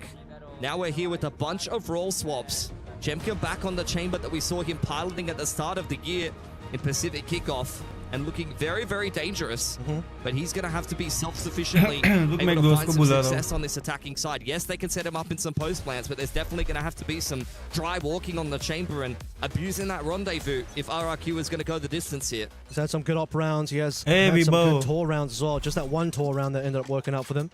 That's what I'm talking about. Okay. And testing the waters as well. Just making his presence known. Jemkin will be sneaking his way up the doors. No. It's going to be a complete disengage for RRQ. Back in towards spawn side, looking to clear out if anybody got on that elbow info line. Jemkin's been dropped off in middle and might get a little bit of a sniff at side here. The backstab though. Jemkin has to be a little bit careful about this. You could already tell that Sign has really sniffed out Jemkin. And finally, Kankan's just going to take him to the back of the head. Zan's Q to roll on in, gets a double scan of those plays, but Chichu actually through the smoke is going to be the play, getting the kill. Nobody was stunned as well, but it's Crazy Guy on the opposite end. That's going to be able to get the triple. Kushi to follow through, and it just seems like another repeat of the opening pistol. RQ were looking like in sore spot, but a quick 4K puts things now on the back foot for EDG instead. A knife goes through. Double information, but a double peek as well, and Jenny cannot face up against that. Where did that come from for RRQ? That is ridiculous. Round was going nowhere fast. Perfect Viper Wall across the side for EDG. Get the spam kill through from Chichu. They lost Jemkin for free. As Kankan flags him in middle, you see it there on the replay, and then Crazy Guy just has one of these rounds. Double right click. Free gun, by the way. That is illegal. What's up? And of course, on the opening pistol, on round number 1, it was Kushi that did the same thing.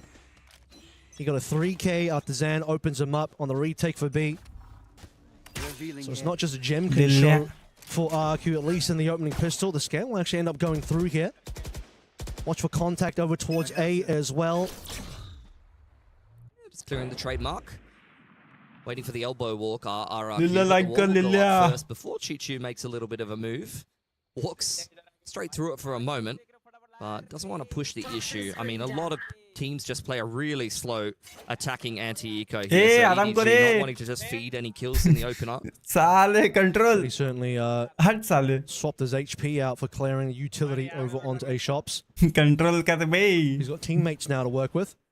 Kankan with a second time is नहीं going to नहीं ये take that reaction नहीं very चाहिए aggressive angle over towards mid, but it's the activation now for RRQ. Sign tucked away into that first corner as well.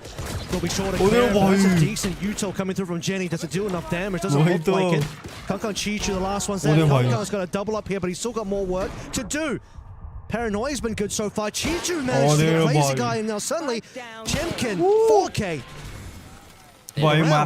Every time RRQ gets pushed, Jemkin has been stepping up. Even though there was not much invested in that round for EDG, it was necessary for him to multi-frag on the Marshall. That's going to go a long way towards working up his tour de force. Perfection from EDG in that round, really. Has to be said. Kankan got down middle on a pretty deep info line. He had Chichu hanging around in elbow, which allows them to 3-stack A and set up some of those flash plays. So even on the pistol, very dangerous. And that severely weakens this bonus of RRQ. It's really just Jemkin, 18-7 with the hero rifle here. Full gun bias coming through from EDG now. Again, the scan will come on through. Sova versus Sova over towards A. Movement from RRQ. Going towards elbow right now. And also have Chichu. Neon spotted. Good information for EDG. They can hear all of these footsteps. Orb is up. Snake bite at the ready. Jemkin will be pushed away. The fast lane. Where are you going, Zan? That is not what you were looking for on the entry. He just walked through, ran through, I should say, the snake bite into the loving arms of Jenny. That's a freebie, one for absolutely nothing. Kankan up next, and he delivers. Yeah. No problems there. 5v3. Feeling the roughness of this round now for RQ. At least Xfero will respond with one. Yeah, it's a decent pick. Crazy Guy still in spawn, though. With naught but a classic. Signed. Next up to bat. It's a good peak. Xfero was already a bit low on HP, so that's an easy little cleanup over there. Crazy Guy may want to get his hands on that Guardian, but even if he does and tries to pick up the spike, there's 3 players already there. मेरा हो गया भाई जितना था उतना सब battle pass में डाल दिया. Just the sheriff upgrade for now. Spotted by the knife as well. Yeah, okay. What can we do here? What kind of damage can be found by RRQ, if anything at all? So, भाई तेरा suffocated out of this particular round. And it's a flash. Jemkin can't even fire a shot. 10 seconds left. 10 seconds for Crazy Guy to get any more damage done here for RRQ. Peg a dart through the top side, but on the off angle, even if he puts 2 shots into nobody, it's still not enough. Very nice. Anti-bonus there for EDG, made a lot easier by the damage they did in the round previous. Okay, well, all is expected here, obviously. Very low on equipment was RQ going to that round, and that opening Zan run-through was a bit of a question mark. Really set the tone for the rest of the round with everyone just getting picked out one by one, and a very slow last couple of stragglers from RQ to be picked apart here, operating in the hands of Jemkin, though. That's what we want to see. Yeah. Still plenty of legs left in this game. और ऊपर से मेरे को लग रहा है भाई RRQ का थोड़ा hard है defending. Jemkin going to be doing exactly what I was talking about. मेरे को ऐसा लग रहा है कि defending थोड़ा hard जाने वाला है RRQ से. Tried to attempt this in the pistol and didn't find much success. Drone creates even more pressure. It's a lot of pressure in the middle of the map as EDG try to hold on the extremities. Sign's looking that way though, and he might just end up peeking straight into Jemkin's sight line. Jemkin eagerly awaiting his first target. It seems like it won't be found, not just yet. He's aware that nobody is hanging out around the shop, so I think nobody's life may be forfeit. Indeed, it is. Sign can't respond either. Quick rendezvous from Jemkin now sets the stage for this execute. 5 players, all good and ready for go. And RQ start walking on in. Kankan, nice angle to Zan, called utility out. Now the cloudburst will start to cause some issues here, but not for Xfero. It's going to get flashed out, but otherwise still fine. Sign trying to spray his way through a bunch of these smokes. 3 versus 3. Mind Chichu coming through from double doors as well, and a shot missed. Jemkin, you can't be doing that. Black go now down for Pushy. No more utility here, waiting for his KO knife, and out it comes. Will at least suppress Crazy Guy on the side. Nice pick for Jemkin on the cross there. Man advantage now for RRQ, but Chichu as well. Covered well by Crazy Guy. 1-on-2 for Sign, but RRQ jiggling, and surely it'll be the double swing. It's actually not needed. The Viper wall will at least zone side away. Crazy Guy playing for the post flare, but it's a great swing for Pushy. RRQ up to 9. 11 ammo there. Signed about to run out of time, bullets. He's already run out of teammates. Now that round will run away from EDG also. Well played by Jemkin. Did have that one missed shot, unfortunately, but otherwise sets the team up for success with a अरे of में खेलने मजा आता है भाई. Despite देख आनंद जी देख. the amount of responses that EDG tried to show up with that, I mean, even the final kill of, I'm trying to remember the player that tried to flush out Jemkin towards the end there that just got shot on the side of the head, but in either case, RRQ still maintaining the lead slightly. It's a big reset round onto EDG. Crazy Guy does not have a primary weapon here, though. Maybe trying to min-max the money. Zan v Kung inside of elbow, pushed away by the dart. Xfero hot on his heels as Jemkin is waiting for a rotation off that B site. How many blades has Kung got here? Down to 3.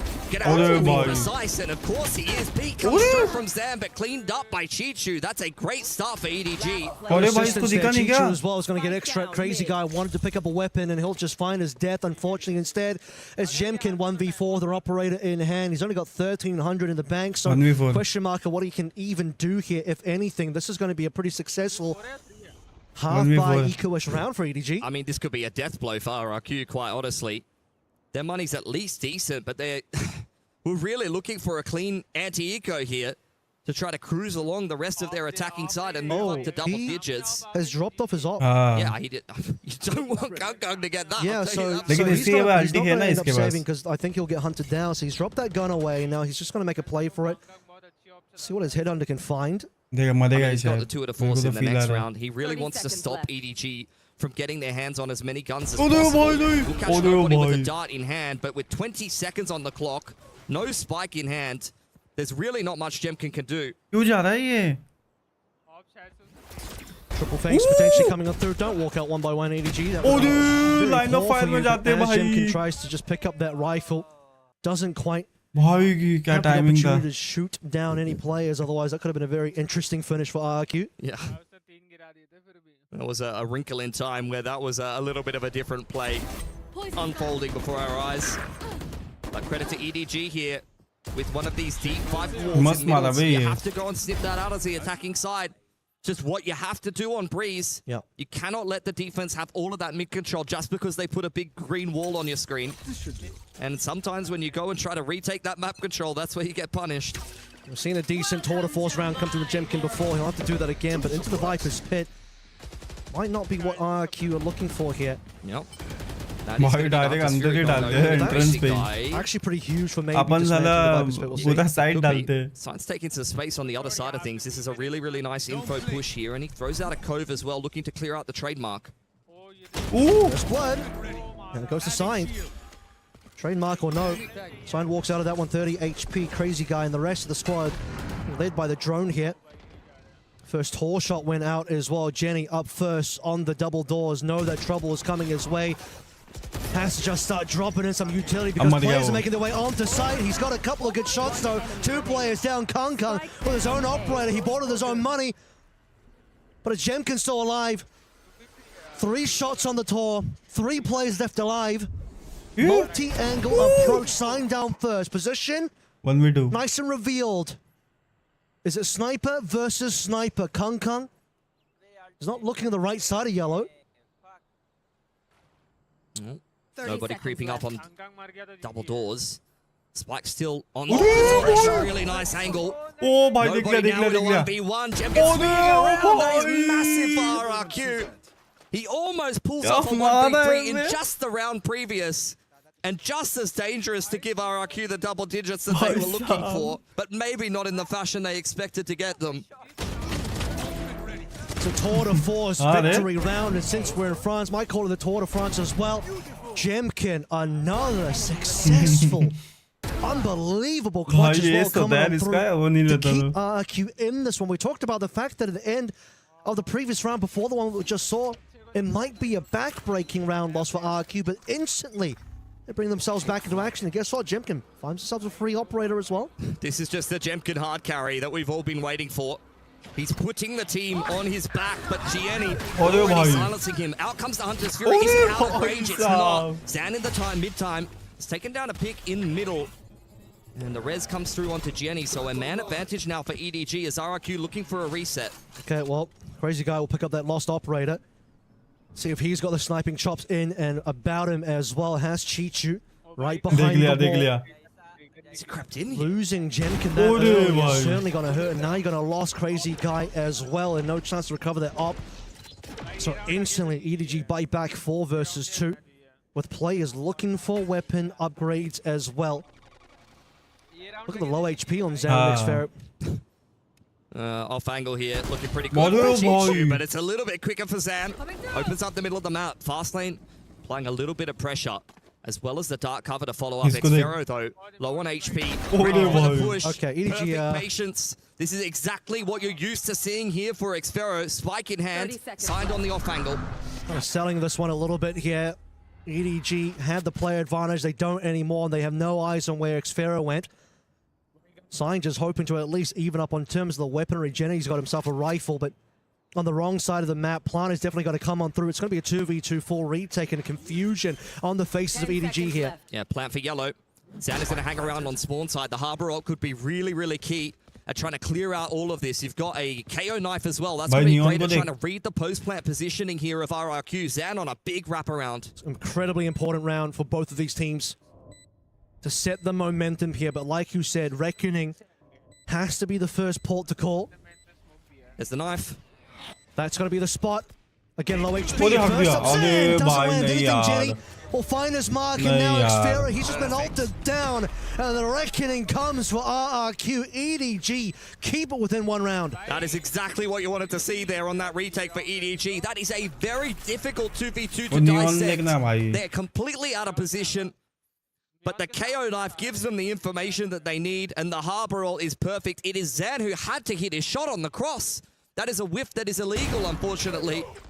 He needed to be able to find that impact, especially with how sharp he just was. That was a crazy shot up through tunnel. Yeah. Score? Unfortunately, and to be honest, that round started to really fall back into RQ's favor when multiple members of EDG were just kind of caught walking through the map. And now suddenly, Jemkin and the rest of his squad out of cash.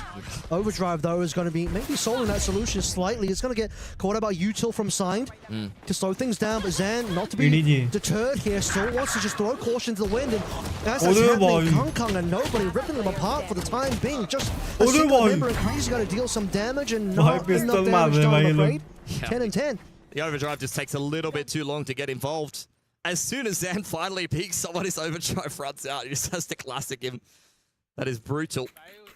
EDG, though, that's a pretty nice looking anti-eco, has to be said.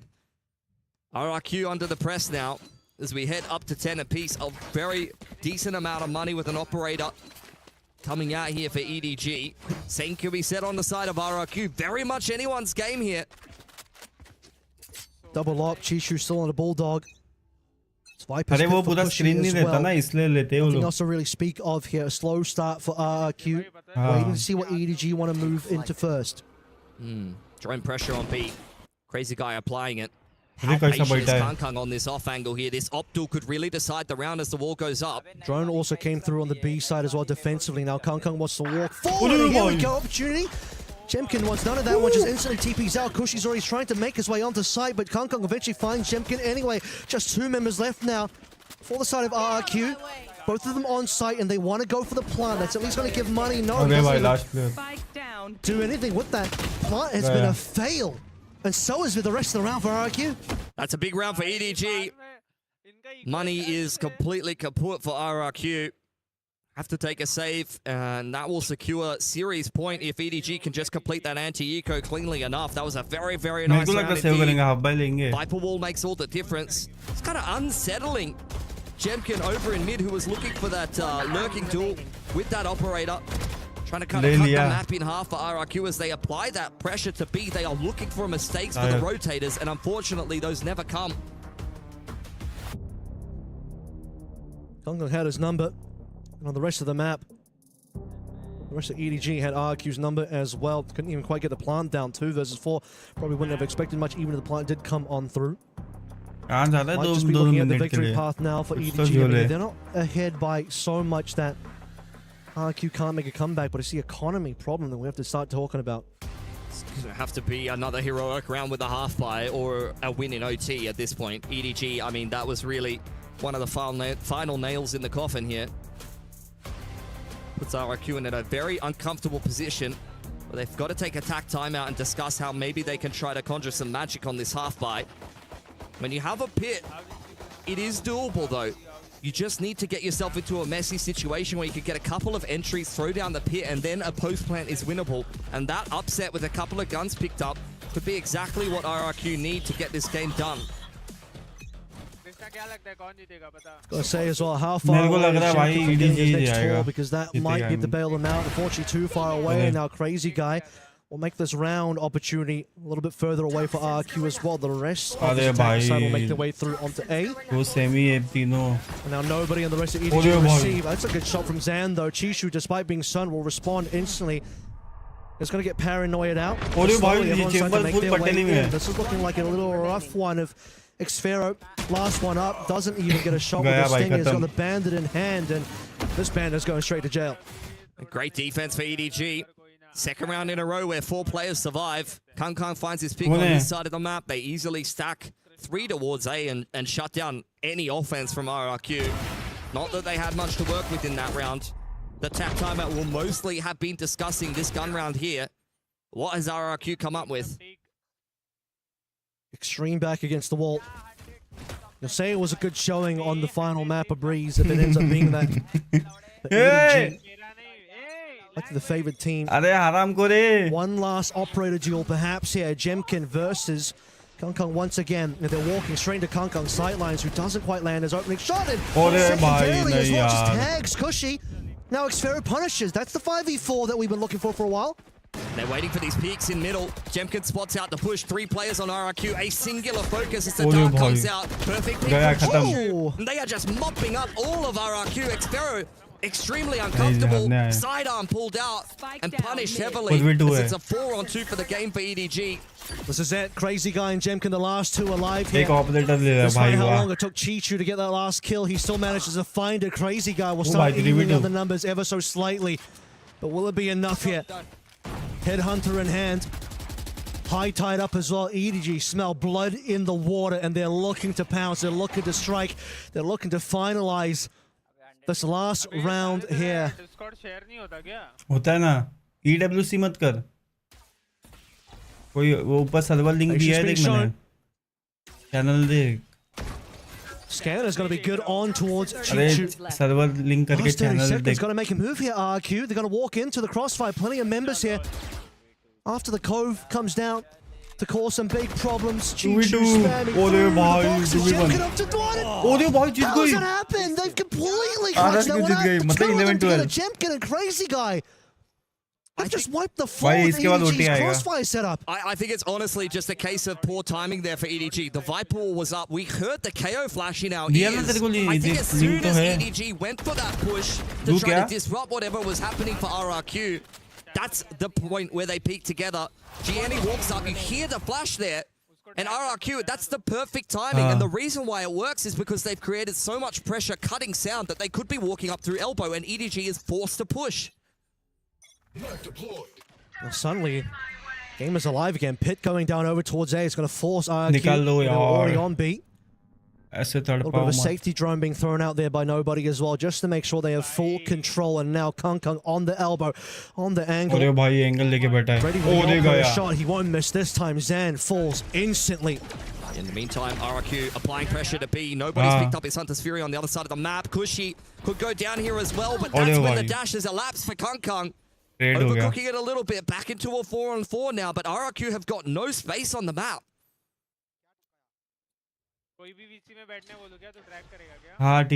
Opportunity for Kang there, would have loved to have doubled up. RRQ keeping this one going. Where are we going to TP to? Right back over towards spawn, it looks like. A little confusing for the side of EDG. Yeah, forces nobody to have to go and clear out spawn. Gianni also watching spawn side here as RRQ takes some space in middle. Mid to B is looking like at the moment. Jemkin will hold doors. Signed on the hunt. He's moving around. He's basically clearing through all of this elbow side. Not looking over towards mid just yet. Starting to run out of time here. Crazy Guy. Completely unknown kill on the Jenny. And nobody can't respond here.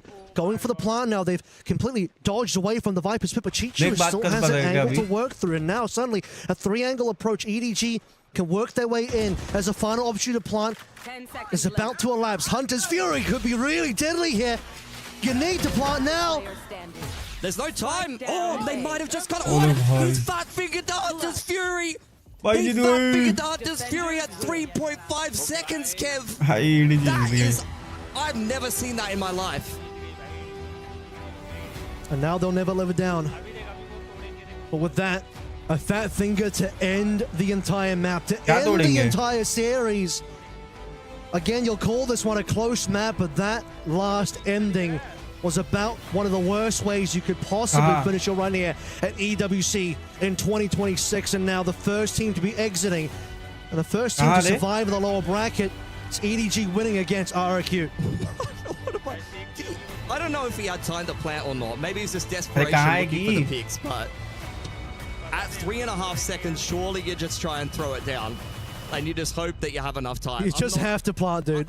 I'm not sure which it was, but that is unbelievable. I've never seen anything like that before.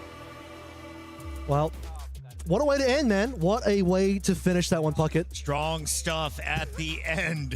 Or was it? Mitch, I'm hoping we can get a replay so we can walk back through these final moments. Before we get to that, though, can we talk a little bit about round 23? Just to stay alive, I was impressed by the patience, the calm from Jemkin and crew in that 2v3, the 2v2 at the very end. Why did they have to stay in the middle, though, and challenge RRQ? People in tower were just saying, why don't you just run away from the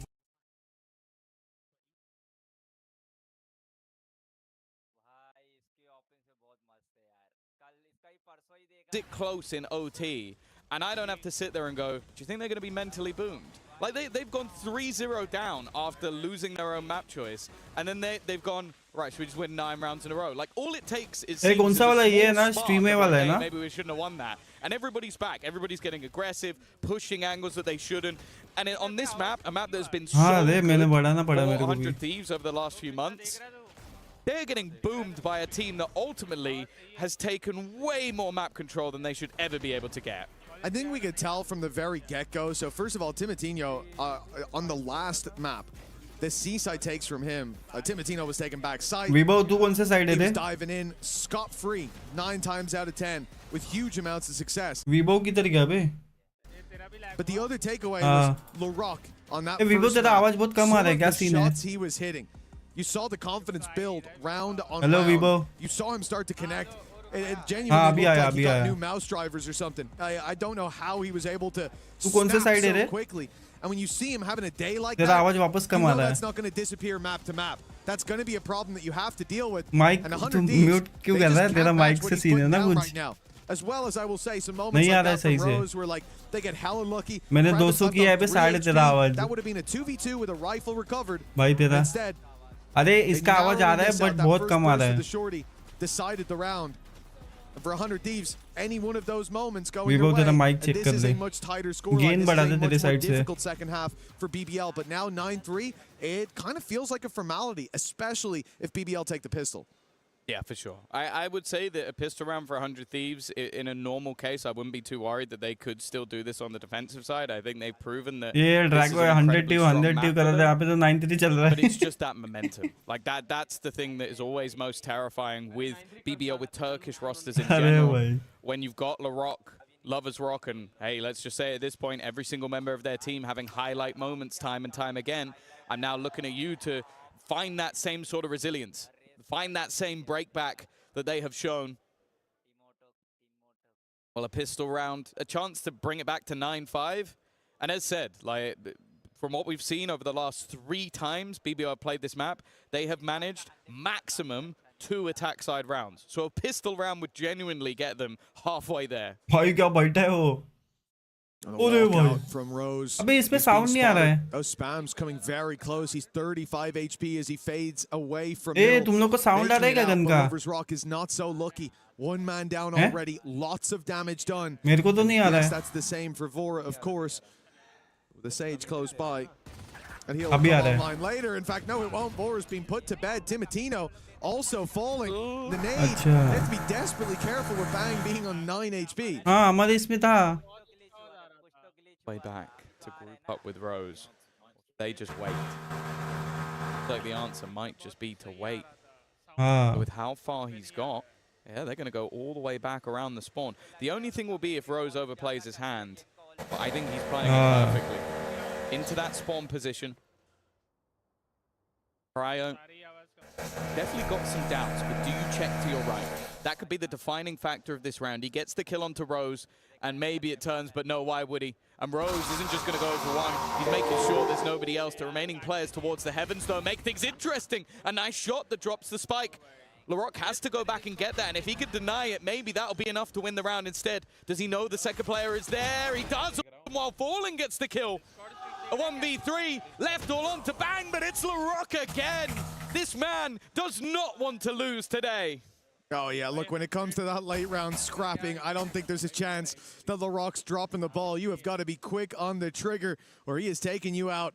And it was, I think he was one hit to the Sheriff on the rounding of the corner as well. A lot of damage done in that initial fight. And for BBL, that round win, it's fairly damning. 100 Thieves should have next to no chance of coming back into this one. Like, winning the pistol, it's a long road ahead of you. But now double digits for BBL, a team that thrives off of momentum, and they've now won 10 rounds in a row. This is going to be one hell of a task, even just to slow these youngsters down. You are bullshit commenter. By commentary करना क्या खाने का काम है क्या? They've got the players on the right side of the map, but it's gameplay देखूं कि तेरे साथ बातें करूं. Shotgun being utilized. Time for Larocque, one away from Showstopper. खतरनाक खेल रहे भाई, मजा आएगा इस बार BBL का देखने. One way or another, it seems, and जीत गए 11-3. Let's go. Squeaky clean, only one player lost. The बातें करो, बातें तो कर ही रहा हूँ कब से. तू अब भी आया साढ़े. For 100 Thieves, but unless they've got one hell of a streak, this one is looking like we're going to a third. And again, you saw at the end, as you said, John, that late round plank coming through. So we're one away from a showstopper coming into the next round. Now that is going to be devastating considering how on the ball Larocque has already been. You think about him having the ability to, well, look, a showstopper last half was pretty impactful, you could say. I imagine it's something 100 Thieves will be fearful of. Yeah, and often you talk about the ability to bridge the gap. I was one of the second one to message. Well, BBL don't have a lighter buy. There's one stinger, and other than that, everyone's got everything that they need. Shot to start with. That's not what you want to be seeing, and of course, a man who is missing right now is Larocque. He might have just ended the round already. 100 Thieves have to make a decision, and that decision is made for them. They're being pushed, but they brought it back at least a little bit. Heal will be there for Bang. And honestly, although this is a plant and a man down at this score, I met us once, you know. Acha, theek hai. There's no saving, yeah. Maybe we can win 9 in a row. Not often going to work for Larocque. He's securing the round. He's making sure even if they do cancel this retake, there will be no opportunity to carry those weapons through to the next round. And the time, surely already too far gone. Certainly with 2 players having access to heaven, with the plant being that open, smoke goes down. It's going to be an attempt to just stick it. No, they need to stick it. Surely there. Finally, the stick's coming through, but it should be too little too late. The time already too far gone for Acer. They let go of it. He had to. Indeed. I played with them as well in now BBL Valorant. in with an opportunity to close this out in extremely dominant fashion. Wide big bolte. It turns out, if you get a lot of rounds in the first half, you then win the pistol in second round, and then you win the bonus. By the way, in the last 3 times they played, this will be the most attack rounds they've actually managed to achieve, and they've only played 3 of them. So yeah, I think a squad. But I am better than him. Trust. At the perfect moment, 100 Thieves on their own map choice have gone completely missing. But you know what, Mitch? A fantastic time to take a pause. You always say 9 rounds down. You always say that. You know, let the opponent hit 12. Look, call your pause. I learned my lesson. Love it. All gamers have proved to me that even if you're facing against map point, you need to win. Was it 7 rounds in a row? Sometimes you take a pause and you win 6. Well, maybe in this time, they'll take a pause and they'll win 9. The music got me a little bit excited. I can see that. You started to believe in your own BS. I love that. Yeah. I love when that happens. No, it was a stun from Lovers Rock that really got them into that site. The relay bolt that hit Vora was completely caught by it. And the beautiful thing is, Lovers Rock doesn't even care. He ran past him and said, Larocque, didn't you need an orb, bro? grab it. Showstopper activated, up into heaven. Like, it looked so clean. That looked like SEAL Team Team 6 action from BBL. And this is a team that has looked very disjointed at times because they play aggressive. They love to play aggressive, and like we said, sometimes that's their downfall. But in this situation, not so much. 12-3, a 9-round gap to recover for 100 games. And we said the last one they stole the map. This would be highway robbery if they were to get Vivo, तू भी बोला कर भाई, हरामी एक number का. Gets one kill. सब लोग बोलेंगे तो majority के हिसाब से हारना चाहिए. That's all you really need to know about how this game is going. We saw और this माकी आग तो बोल भी मत. LaRock just hit a different gear to everybody else. There was a reason why, even when they were the Ascension champions, that teams came looking to see if they could steal this youngster away. He has the potential to be one of the best players in the world. भाई लोग like कर रहे हो यार, 13 लोग देख रहे हो, फटाफट like कर दो. That. Even still though, Bro's going walkabouts. 10 like हो सकते हैं, कर लो यार जल्दी. Even just not losing और बस 13 rounds predict कर in a row देना कौन जीतेगा ये वाला match. I mean, of course it's a BBL, but still. Inspiring, or I hope inspiring words. What if I say no? I said चमाड़ मारूंगा ना तेरे को एक. So, you know, it'll have to be the speech will have to be a little bit better without that backing track. Nade forcing him into the open. Asuna's dead. Vora ain't gonna last long either. It's LaRock again. I said it, bro. I feel like we need to check his drivers. Something's been installed. He is playing like the in a way guys. I've not seen in a long time. Word.exe's got the whole PowerPoint loaded in. And for 100 Thieves, look, okay. At least Timotino's here. He's holding the cross. Deal with LaRock. Of course he won't. This guy is on a tear all day long. We saw it 5 rounds into the last map. He was hitting shots that we don't see all too often. And a good game turns to a great one. As BBL, they rely on LaRock. That's how the game was over. Of course it is. 13-3 and decimation on map number 2. BBL battled and brawled on the first map, but the second was a straight execution. Well, yeah, you have to wonder now, would this have been a 13-0 if they won the pistol round? That is 13 rounds in a row for BBL. A squad that, again, lost their own map choice in OT for the second time, come into the second map. आज रात को है ना 7:30 को. भाई मैं आऊँगा PRX का देखने. Map choice. I don't know what I've just witnessed. And LaRock is making statement plays after statement plays. Maybe the best player in the tournament right now. We'll have to see, because there is going to be a third map. Honestly, I think the break is going to be taken by 100 Thieves just to try. Diamond देने का काम करो उसको, वो वैसे ही खाता है. खाते रहते हैं वो. Absolutely, and one man that I love to bully is Degon. Take it away, baby. Any attention from you, Mitch, is always great. Great call so far in the 1-1 as BBL come storming back in emphatic fashion. There is not a single doubt that they belong, and whoever wins this qualifier match into the playoffs is a force to be reckoned with. Welcome back here, Degon, alongside Bea, and of course, big time. I'm sorry, I went with Bea instead of. You can call me Bea. It is indeed my name, Daniel. Oh, that's true. That's also my name, and that's Morgan. This is Morgan. Pure professional, guys. You might know him as Tyler as well. He also could be Tyler. Depends on the day. Yeah, true. BBL came and did not care whose name was on the other side. LaRock popped off here. I mean, they got LaRocked. It's that simple. Yep. That was an insane performance from him. Absolutely unbelievable. He ends 29-8 in a 13-3. That's phenomenal. You don't see numbers like that. For them to do it on 100 Thieves map choice as well. Coming into this, we said, this is going to be tough for them. Wow, it's going to be a difficult mountain to climb. 100 Thieves been so good. BBL went so bad here. But it doesn't even matter when they play like this. They didn't stand a chance, did they? I think that first half, how easy things were being for Lovers Rock with the operator. Yeah. How seamless it was for LaRock, for Loita, for Rose,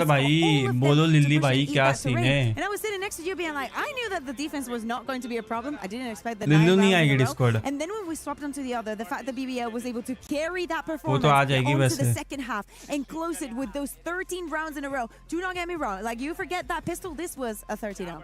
Yeah. In my eyes, this is a 13-0. Exactly. It just can't get more dominant than this. Realistically, I love how they approach this defender side. It is so aggressive. Oh, BBL for the win. Yes. They're pushing, they're flanking, they're making things difficult difficult. 100 Thieves tried to have that slower, more of a controlled style to their comps, but it couldn't work here on Split. And there's something also that is very important. Do you remember that on map 1 we were speaking about the Viper and what that gives you? You can really tell that in EMEA we still run a lot of the Viper here on Split, because in many of those occasions you could see BBL using 100 Thieves Viper wall against them and taking advantage of what it was bringing out for them. And you know, I wonder though how the mental state is for 100 Thieves going on to Haven, because as Tom was saying, this was their map pick. They decided to go to Split. They thought that this is where they could have an easier time against BBL. And we're absolutely blown out. No question about it here. What is that? The aggression. What is that? LaRock is hitting every shot and you just open the wall.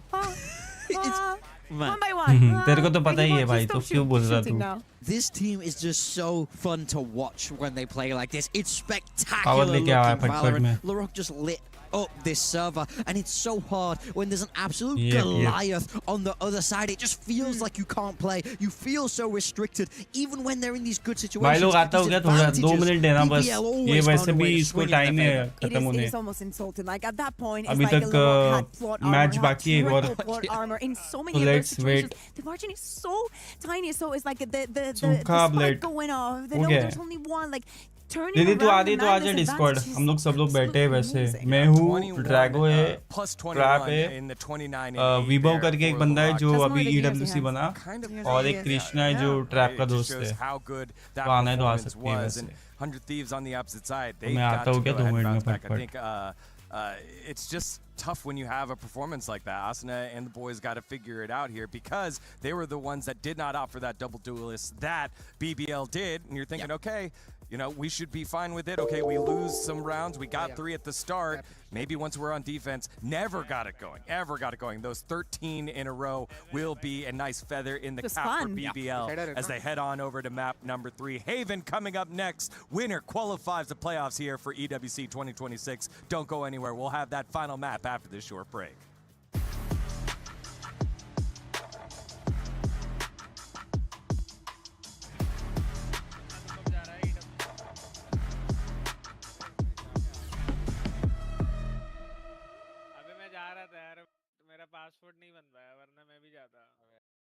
Hello everybody and welcome. We have got Rose and Loita here for a little game. We are going to let them choose from a bunch of 10 sprays in their hands to respond to a bunch of prompts. If they both choose the same spray, they get a point and their synergy goes up.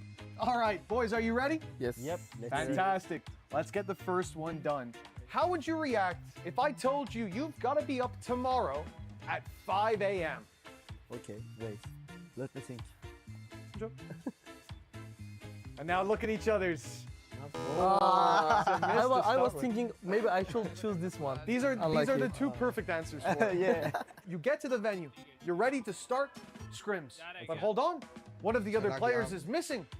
They overslept. They're still in bed. Oh, okay.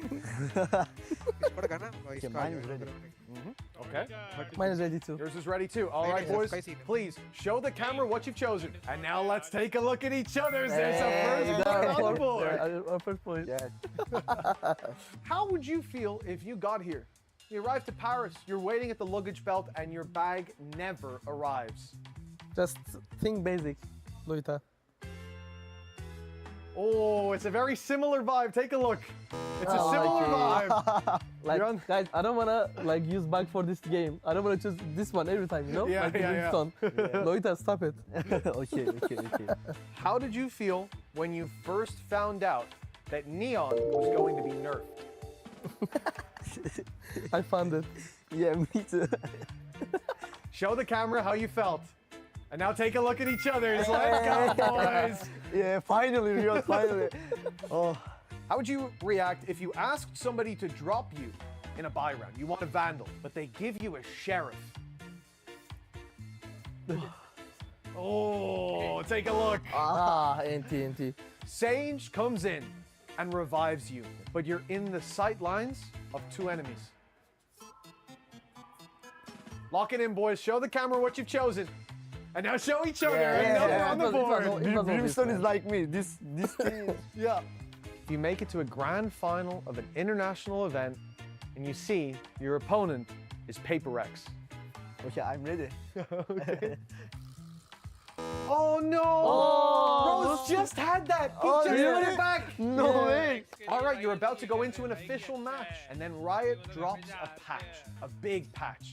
The night before your official game. I think this one is obvious again. Of course it's that. Ooh, take a look. Come on, Rose. bro. Come on, I knew no Rose way. wasn't gonna like that. Alright, boys, for the next one. You're in scrims. Yes. There's a quiet moment. Just outside your headset, you hear that one of your teammates just farted. How do you react? You should know that, man. Loita's picking the crying one again. And now show each other. Yes, Let's will be go. fine. You were Finally. doubting yourself. Yes. You're on the finish line. You're going to turn back, bro. Oh. How do you feel when you find out that next up, you've got a content piece with Janiro? I'm ready. Okay? I'm ready too. Boys, please show the camera. This one. And show each other. Well done. Yes, half an hour, as I said.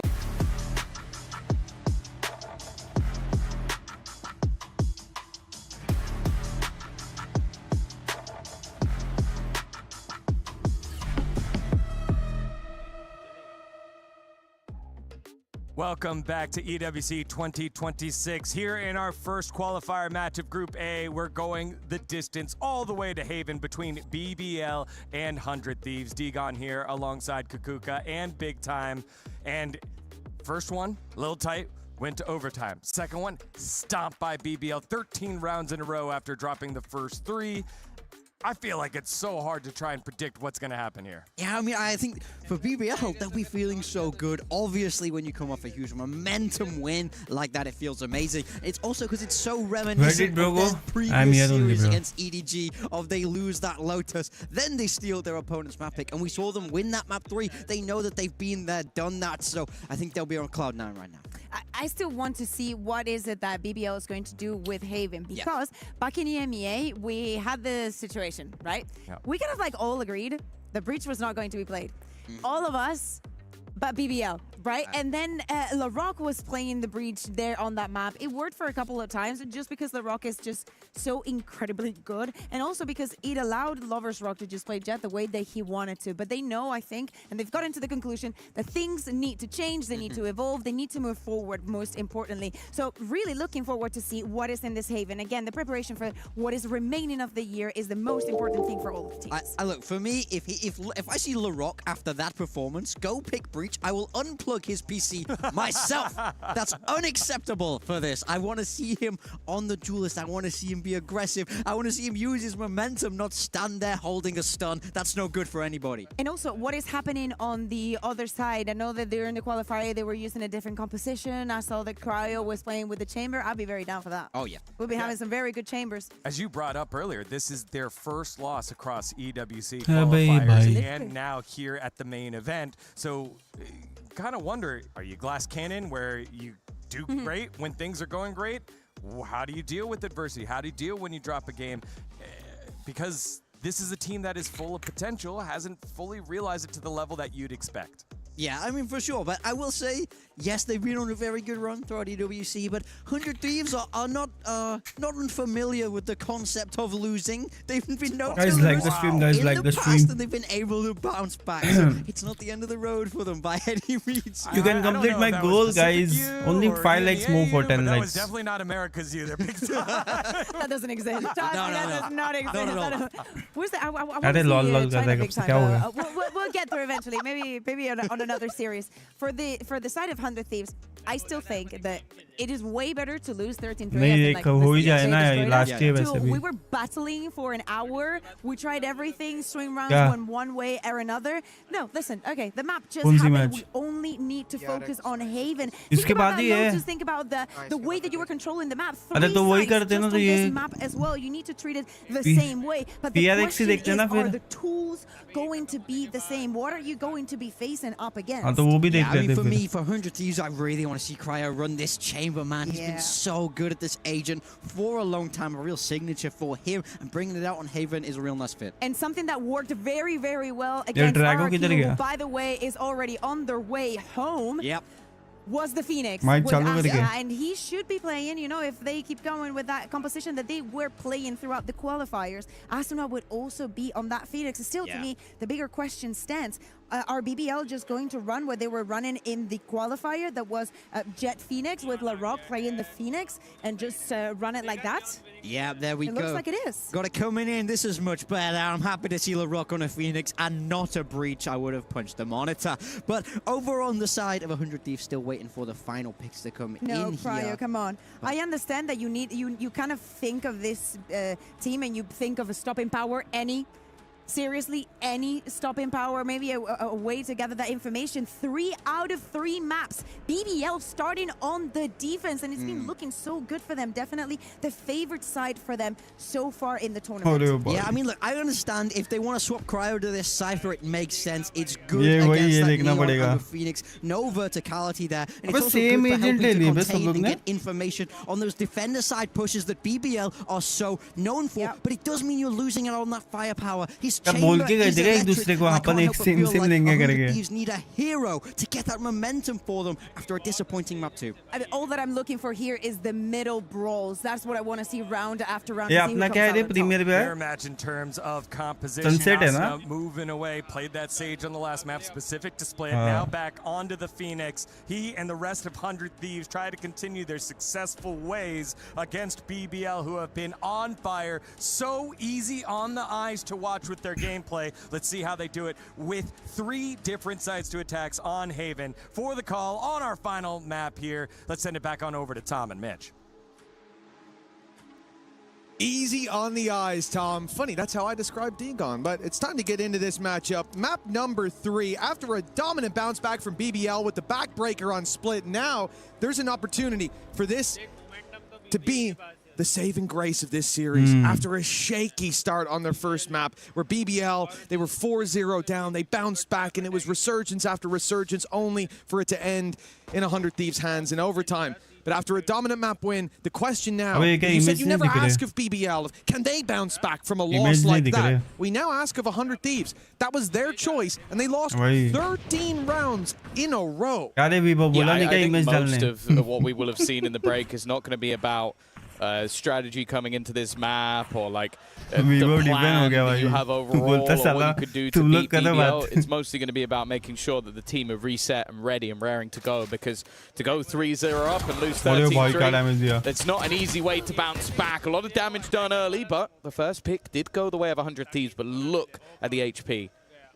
It's going to be at least Arsenal are able to heal himself up a little bit, but they're walking into an aggressive position from Kreven. Feel like he needs maybe slightly more than one, but he's doing so well. He's walked past. He looks the player a little bit deep, and the next one should be for free, though. Now the smokes are gone. Players already in position. And this pistol round looking a little risky. Speaking of risky, Rose has just jumped out the window. Timing. I couldn't believe when I saw him stood on the edge of the ledge. I thought there's no way. I thought he was going to wait for his teammate, not just jump. The thing was, the timing could not have been better. The second that he dropped, his opponent turned away. Look, Asuna, the literal second that player emerges from the smoke, Asuna has just turned to look at the spawn, and so Rose gets a double for free. 3 in the pistol for the IGL, and well, we had our conversations about slow starts from Rose. Anything but that. Lights out in the pistol, and that's 14 rounds in a row for BBL now. When you think about that last map. For 100 Thieves, this probably isn't where they have that road to recovery well paved. They are coming in with just pistols, a very light buy, and even two kills is now getting... Oh, this is getting spooky. They've made it interesting, that's for sure. Lovers Rock's position has been gone completely under the radar. Well, eventually, he is going to be dealt with. An incredibly costly round, but now it even gets to a point of an opportunity. Never mind. Kreven there to save the day, make sure that that one doesn't get too far out of control. And although it's incredibly costly and a good round, it's still a round for BBL. And I kind of want to give you a little bit of information. You know what's good about being in the venue, being around the players, is sometimes you bump into them, maybe on your way to the bathroom.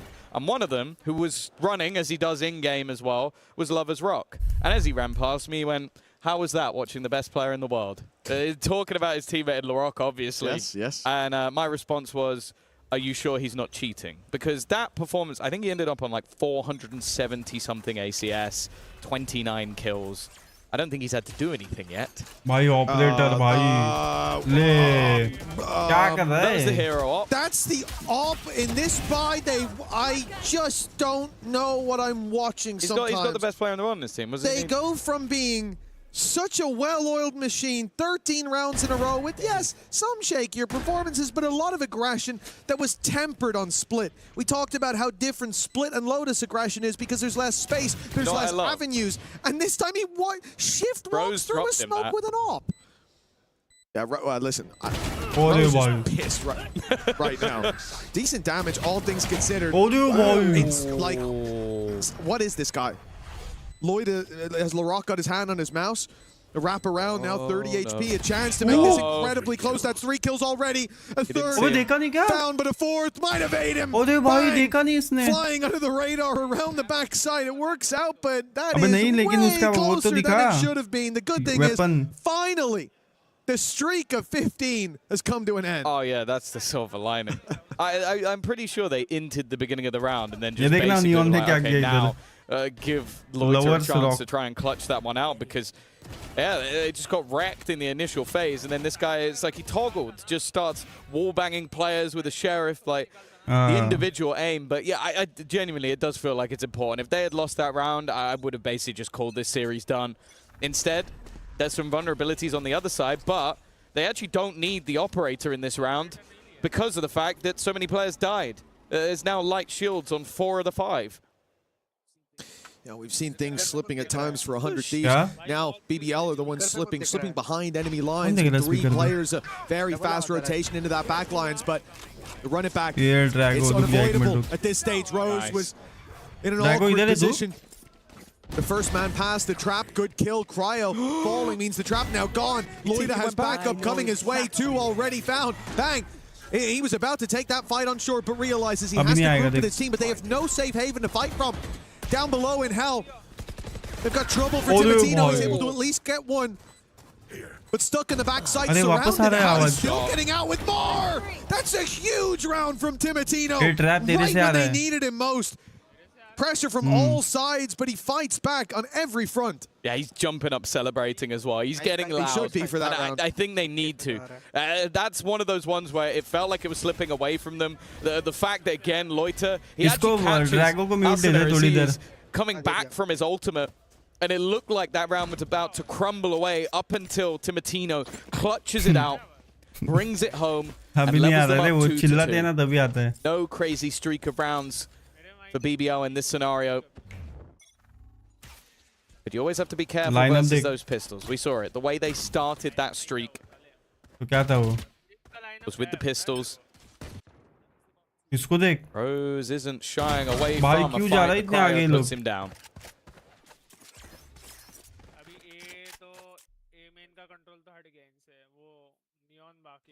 As much as we often write home about these rounds for BBL, about players like Kreven, I like the attempt to spam the drone going through. Considering they're spreading out like this, playing the default, it's not somewhere I'm anticipating a lot of impact. Interestingly though, the cage up close with a trap down below, they're never going to see that coming, but it doesn't get the reveal off in time, so no punish, and now the reveal in the corner leaves Kreven isolated and dealt with. Loida dove on the backside. As we said, not a whole lot to work with when it comes to this round. In general, you see how quickly they crumble in the heads-up duels. नहीं अभी नहीं आ रही वो ट्रैगो को mute किया ओरे भाई खाया I was going to say that one should be even easier, but 5 HP. Lovers Rock gets a chance to make this a little more costly on the exits if he wants. I do think, though, as this round goes on, 100 Thieves are just going to leave if it comes down to it. They're not going to be baited into going down to the spike or anything like that. So in terms of actually getting damage, it will be difficult. That's a good start. No one else one-shot, though. Unless it's a headshot, of course. Marshall. Now waiting to try and die to the spike, but you know that 100 Thieves want those orbs. Arsenal in particular. It's a little bit close for comfort, but he is going to get that extra orb towards the Phoenix ult. An important one at that. Looking like already they're back. 3 rounds in a row. seeming a lot more comfortable on Haven. And again, another map where we have seen some struggles for the side of BBL. I would say that going into this map, it is intriguing that both Split and Haven were in there. They've already proved us in one avenue that Split, clearly they put some work in. And also if The Rock, I think, hits the highest ACS of the tournament so far. Which is actually pretty close, because I think Starzo had 450, but that only lasted a day. Oh, nice early aggression from the defensive side. This is what we were waiting to see in previous maps. It took them a while to pull it out, and now a full-on blitz of mid has left 100 Thieves scratching their heads. They looked a little bit overwhelmed by what just came their way, and you'd think after 2 maps of facing BBL, you'd get used to it. It's crazy that you can win 3 rounds in a row and then lose a round in 10 seconds. That is what it's like playing against BBL. They use a Hunter's Fury, and then they just run at them. And even though they lose the opening pick, I don't even think there was a split second in any of the players' minds like, should I fall back? No, it's like we have committed to whatever the play is. I think it makes Rose's job as an IGL easier in circumstances like that. Not easier overall, because sometimes his players just decide to swing everyone, but in a round where you plan to push, everybody is on the same page. Yep. Early fake being sold by the attack inside. But with the trips not being hit, that ruse, well, it is going to give them Rose. Rose goes looking, and there was a rotation coming back from other players. In fact, the question will be, will Lovers Rock be there in time? No, the Molotov will deny. Ball crucial time and in a post plant with a Hunter's Fury online, and a Sova sitting towards long with his back protected as well. This becomes a very difficult round for BBL. Dealing with the first players on site will be one thing. As long as he's peeking right now, he's giving a chance, and Lovers Rock does not need too many chances to walk away with the kills. Now the trap down already. Flank will be a concern, but everyone's coming straight from the spawn. A heads-up duel with LaRock now on the flank around. Timotino had no idea there was a player behind him. They've managed to section this down to just one. The Hunter's Fury practically useless at this point. Caught in the corner. He's going to a 1v1, but that flash saved the day. With LaRock having just enough time here to take this one across the line. It will be 4-3 in favor of BBL. The lead just about maintained. Yeah, real nice try from Vor in that late round scenario, right? Using the Hunter's Fury there would have almost definitely been his demise, being stuck in the corner, and he would have basically needed to kill both of them with it within a second. But especially considering how this started, like the swing back in gave them that additional little bit of space. I think Lovers Rock does well in this round, but again, it's the response found by BBL. Lead extended, the 3-round gap, or blip. Look at what's left in the hands of the attacking side. And the thing is, Lovers Rock knows it. His sniper is in hand for that exact reason, although he has missed one of the players, but there is a drone. Is the drone... That could be a problem. Looks like they're going to commit to that fight. Molly from LaRock cancels drone out other side. Rose is the one to take Timotino down. The man who has been so reliable in those fights, but for 100 Thieves, a good chance in garage, but the setup, the cage immediately activated. Flash catching Krevin, but that's neither here nor there. This is pretty much sealed the deal of the round. They've connected a W already, and another flash should guarantee it. Look at that, he couldn't see a damn thing. The thing is as well, I was looking at that from Lovers Rock perspective. He missed both of his shots. I was like, he's going to run it in with a shorty. What I didn't realize was LaRock was going to do exactly the same thing out of the door. So I left him with nowhere to act to. Some more rounds going the other way. It's time for 100 Thieves to take a timeout. I think they've already witnessed how quickly the game can get out of control. It really does feel that sometimes like you want to have those pauses called just to try and break the momentum of BBL. They start getting cocky, confident, taking space away from you that they definitely shouldn't be able to get consistently. But then I also feel that there's the other side of the coin, that the second you take the pause, BBL go, we got him. We are in their heads at this stage. We know that they are feeling the pressure. And if anything, I almost feel like the next round's going to be even more aggressive. It has worked. It has worked every time, on every map. the aggressive Twitch plays, पे अबे Twitch पे चल जाएगा ना it's a little bit too much for YouTube पे तो add नहीं BBL, but लगती it is feast or famine for these guys, and often the table is plentifully filled. At this point, there's no reason to change it up. And look at the minimap.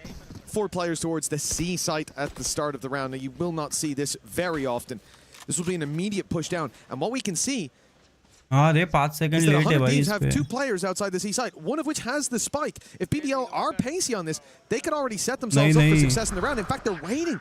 They're waiting for a signal to send utility through. That's the players gone, and the spike down, but the trap from Bang is sprung. The TP was stuck into the backside, and no one was paying attention.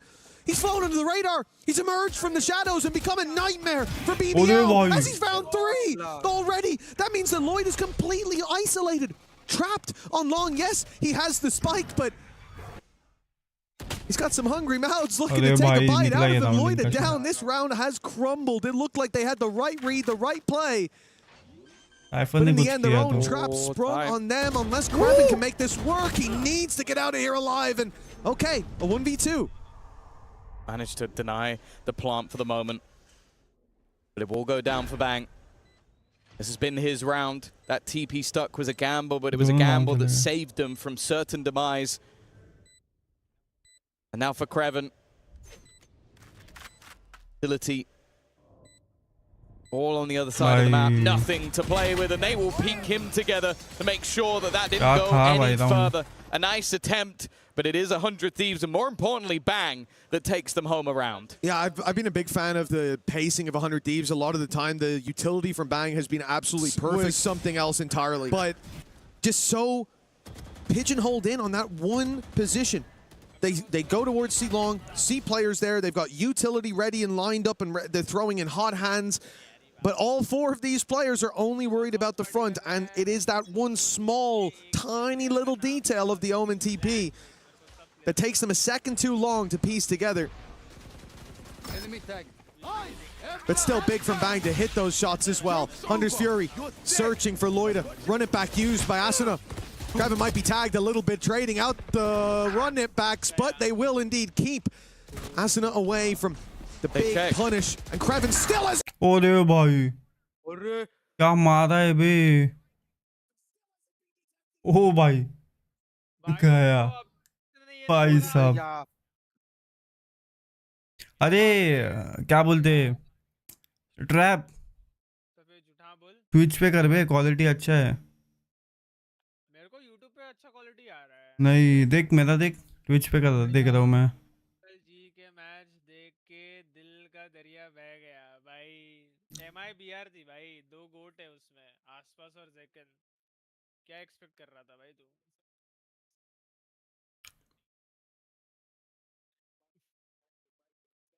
क्या ही expect कर रहे थे आप बताओ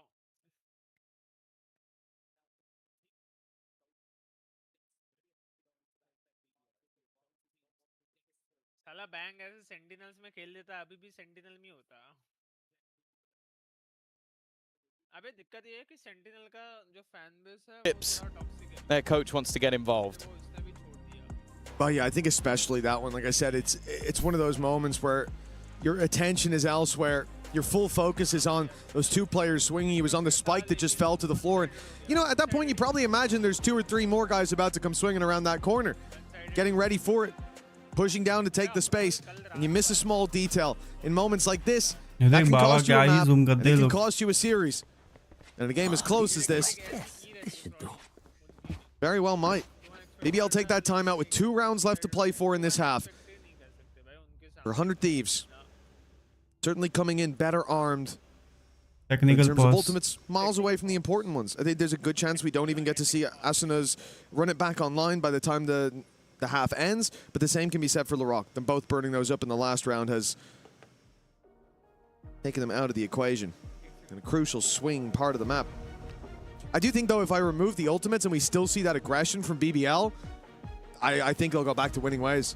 Because the disruption from 100 Thieves in that round, the only thing that saved them was that from the shadows. If Bang even just gets 1 there, the round's over. Yeah. No, that's true. Although the next round, a little bit more chaotic. And I think The thing that I liked from the last round was there was a lot of chaos. There was players missed in corners. There was bits that you could look at as mistakes, but then you go, okay, 100 Thieves come out of it alive. And I think that was where you look back to the last map where the second chaos ensued. That was where it seemed like BBL just ran away with it. So the fact they're able to weather the storm a little bit more in this map at least fills me with some confidence. I think that TP is a great example of it. That is Bang adapting to the chaos that has been this BBL side. And that is why we've maybe seen BBL put on the back foot a little bit here. That, okay, we're not just going to allow you to go in swinging and decimate us. And also, Larocque, for his standards, is now having a quieter map. The last one, he was untouchable, unstoppable. And now I think he's being matched. Well, indeed, for 100 Thieves. That previous map, it was definitely a blow. 13 rounds in a row. And going 2-0 down in this one. I did start to wonder, is this team crumbling? With it being their map previously as well, it's rare to see the blowout like that. Oh, look at that. Prepared. So they're half back home. Well, it's been an interesting series so far. I think the one thing, though, for me looking at BBL is the aggression, is how it gets tempered over time. Because this is a young roster. And we've seen it in the old days with like your G2 roster back in 2021 where they used to play an insanely aggressive style. They played loose with much less structure than we have nowadays. But nobody punished them. For like a year, they got away with it. They would take fights they shouldn't. They would push when they had advantages. And every time they'd find success. But we always said one day people will figure this out. One day teams will just have the fundamentals, the structure there to then make the adaptations to punish every mistake you're making. And when that day comes, you'll fade into irrelevance. Most of those players don't play anymore. So it kind of shows you where we're at in that world. And I view it as a similarity with BBL right now. In that you can play like this, that all-out aggression. But Turkey themselves had to adapt. They used to be that. They used to be your, not even G2 clone. They were a more aggressive version of that old G2 roster. They played so aggressive in every single fight. It was a 5v1. They'll push you one by one because every single player on that roster believes that not only can he beat you, that he will beat you 9 out of 10 times. If not, I think they believe 10 out of 10 times. And then they go, oh, I guess it was lag, latency, something like that. The mouse let me down. So for BBL, yeah, it works for now. But if 100 Thieves can crack that code here today, and it's going to be one day, someone's going to figure it out. Someone's going to have that response, and we'll need to see that extra layer to it. Oh, that one doesn't want to play. I like that. I like the fact that Larocque is trying to play with anybody that he can. He's clearly not feeling the pressure whatsoever. Oh, he's now playing with Mitch. Oh. He got me. He got you. He got me. You've taken... Damn it! Taken a massive L. Over in London, I was doing well. I was slaying people with it. I did my scissors rock method. It always works. Against the best in the world? I shouldn't say that. Now people know my method. Against the best in the world. No, not against the best. And that's it. He's proven it there in the States. You need to train. He's got the dub already. He can beat you in aim. He can beat you in the rock, paper, scissors as well, but ultimately there's a slightly bigger game at hand. And I am looking forward to the conclusion because, of course, it is the talk of the town of who's going to be making into that playoff stage first. Of course, we know, I believe now at this point, we know that it's going to be a EDG on that bounce back after defeating RRQ in the elimination game earlier on over on the B stream. So ultimately, this team, one of them goes through, gets to go straight into the playoffs. The other has to go back and play EDG, which, yeah, I don't know if that's something anybody would really want. For 100 Thieves, you come up against EDG there. You know, I believe they've got a chance, for sure. Could be definitely be a fun game to watch. But facing EDG in the lower bracket, that's not somewhere I want to be. And then for BBL facing EDG in the lower bracket in a rematch, yeah, that's definitely not putting a nice taste in my mouth. I don't think anyone wants to be down there. And I think for most people, maybe with full roster, EDG should be running through that upper bracket run. So for 100 Thieves, for BBL, this matchup, yeah, we've got a second chance, but that second chance is a chance to outswim a shark. Now it looks like we're getting fist bumps down on the stage, folks. We might be ready to roll pretty soon. And indeed, we are already underway. 135 on the clock, and aggression from Lovers Rock. He's been caught this time, but he's got backup. Rose, the second layer to expecting it. The Molly's caught him. He's dead. He's taken full health bar from the hot hands. Oh, that's a devastating way to kick this one off. They're in a 5v2. Yeah, a little bit of karma, baby. You've given the game away with how aggressive you're going to be, that your opponents are starting to just throw utility into smokes. I have the spike. But either way, looking like they might continue in towards the remaining setup. Brevin and Loiter. This would have to be an impressive hold. The drone already going through. Likely to give the game away, and already Kreven distracted, leaves Loiter alone. They could just leave and go back the other way, but they want to send this man into the dirt. And he's having none of it. Running out of the site, the round all but concluded. And 100 Thieves will take back the lead. Well, disgraceful you don't believe in the Loiter 1v5 Ninja Defuse. I do not. He was just getting the weapon for the Ninja Defuse. Now he thought it was planted on C. It's a little mistake. He'll figure it out. But obviously saving this weapon through to the next with the state of the economy is very important. But hold on, there's player very close. Now he's whiffed on him. This should be it. Loiter's going to run for the hills. He has no chance of escape. Acer right behind him for the flawless round in 100 Thieves camp. That's got to feel good. What a bounce back. Yeah, and it has been a constant back and forth throughout this map so far. Of course, the pistol taken home by the IGL, but this is the fact that you can see that throughout this game, 100 Thieves have had to be more prepared for the opponents just taking these risks through the smoke and gunning down both Lovers Rock and Rose within the first few seconds of the round. Felt like a domino effect. The buy that's coming up here is maybe not the greatest, but it is still going to be rifles across the board. And again, 100 Thieves are in the right place at the right time, watching for those players into middle. An early shutdown, but Larocque has quickly found a kill back. He's denied the ultimate and is still going. Finally, they managed to deal with him, but it is just back and forths all over the shop. The TP taken to the A side, steps close as Rose is already at the gates. He's closing the distance. He's right on the site. He slipped past. They have no idea. The paranoia does nothing. And now out goes the drone to see the last, to mark him. Marked for death is Cryo.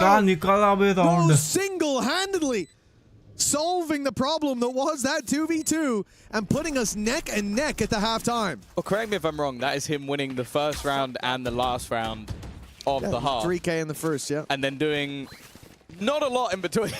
We finished 7-7, so that's 5 kills. Oh, it was a 3K and a 2K. Rounds, and then for the rest of the entirety of the half. But hey, if you could win your team 2 rounds as an IGL, I don't think that's too bad. And of course, will leave us level. I think ultimately, you're going to look at this and go, you win the pistol and it ends up 6-6. It's not the greatest of halves for BBL. I think a good recovery from 100 Thieves, especially when you see that 3-round streak coming in. You might start to get a little bit nervous, but I think they've done well where they utilize their pauses. Both sides keeping this one close. And of course, you go back to map number 1 and OT defeat on their own map choice for BBL. Very easily could have taken this one in 2, and I unfortunately won't be saying the same for 100 Thieves, who really struggled on their own map choice. But I'm glad to see that hasn't boomed them. They are back in this map and back in this matchup. And as said, the victory will take them through to the playoffs, which when you think back to last year, BBL with a completely different squad did make it. 100 Thieves in the group of death failed. It would be new heights for them at EWC.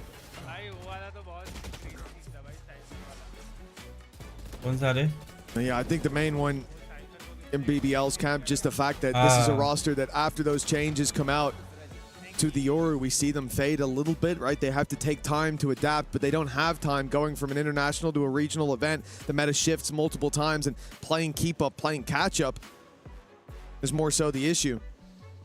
they can prove that they're still a team that can make those deep international runs with just one map here. It'd already be solidifying themselves amongst the upper echelon for what wouldn't be the first time this year. That's when you call it proof, as opposed. We certainly know they're capable, but after that second map, gotta be honest, I thought it was a definite. I thought they were a shoo-in to take this across the line, but 100 Thieves have dug deep. Timotino's been very impressive as well today. I think especially on Lotus, like his raise there was fantastic, or sorry, the Waylay was fantastic there. Raise on the previous, and now here on the Neon, finding that impact again. But Kraven last 2 maps for BBL has stepped up. He's been such an important sentinel in terms of staying alive, but now putting up that impact as well. As Sheriff is starting to sing. Although here, he has got the Bandit for the pistol.